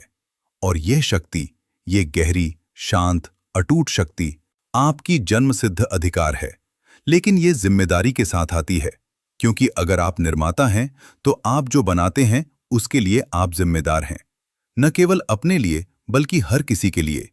क्योंकि हम सब जुड़े हुए हैं, हम सब एक हैं। जब आप शांति बनाते हैं, तो आप दुनिया में शांति में योगदान करते हैं। जब आप प्रेम बनाते हैं, तो आप प्रेम के क्षेत्र को मजबूत करते हैं। जब आप जागरूकता बनाते हैं, तो आप सामूहिक चेतना को ऊपर उठाते हैं। ये लोक संग्रह है, दुनिया की भलाई। और ये सिर्फ एक नैतिक आदर्श नहीं है, ये एक वैज्ञानिक वास्तविकता है। क्योंकि क्वांटम स्तर पर हम सब जुड़े हुए हैं, हम सब एक ही क्षेत्र का हिस्सा हैं। और जब हम में से एक उठता है, तो हम सब उठते हैं। जब हम में से एक जागता है, तो हम सब जागते हैं। जब हम में से एक याद करता है, तो हम सब याद करते हैं। तो ये सिर्फ आपके बारे में नहीं है, ये हम सब के बारे में है, ये मानवता के बारे में है, ये ग्रह के बारे में है, ये ब्रह्मांड के बारे में है। और अभी इस क्षण में मानवता एक चौराहे पर खड़ी है। हम एक ऐसी दुनिया बना सकते हैं जो भय, विभाजन, विनाश पर आधारित है, या हम एक ऐसी दुनिया बना सकते हैं जो प्रेम, एकता, सृजन पर आधारित है। चुनाव हमारा है, और ये चुनाव हर पल होता है, हर विचार के साथ, हर कार्रवाई के साथ, हर सांस के साथ। तो मैं आपसे पूछता हूं, न एक वक्ता के रूप में, न एक शिक्षक के रूप में, बल्कि एक साथी यात्री के रूप में, आप क्या चुनते हैं? क्या आप भय चुनते हैं या प्रेम? क्या आप प्रतिक्रिया चुनते हैं या प्रतिक्रिया? क्या आप बेहोशी चुनते हैं या जागरूकता? क्योंकि ये चुनाव, ये सरल, गहरा, जीवन बदलने वाला चुनाव सब कुछ बदल देता है। और ये अभी शुरू होता है, इस क्षण में, इस सांस के साथ। श्वास लें, गहरी, धीमी, सचेत। अपनी सांस को महसूस करें, अपने शरीर को महसूस करें, अपनी जागरूकता को महसूस करें, और महसूस करें, वास्तव में गहराई से महसूस करें कि आप जीवित हैं, कि आप जागरूक हैं, कि आप यहां हैं। ये चमत्कार है, ये रहस्य है, ये उपहार है। और ये उपहार, यह अविश्वसनीय, अकल्पनीय उपहार चेतना का आपके पास अभी है, इस क्षण में, इस सांस में। तो इसे बर्बाद मत करो, इसे सोते हुए मत बिताओ, इसे बेहोशी में मत जियो।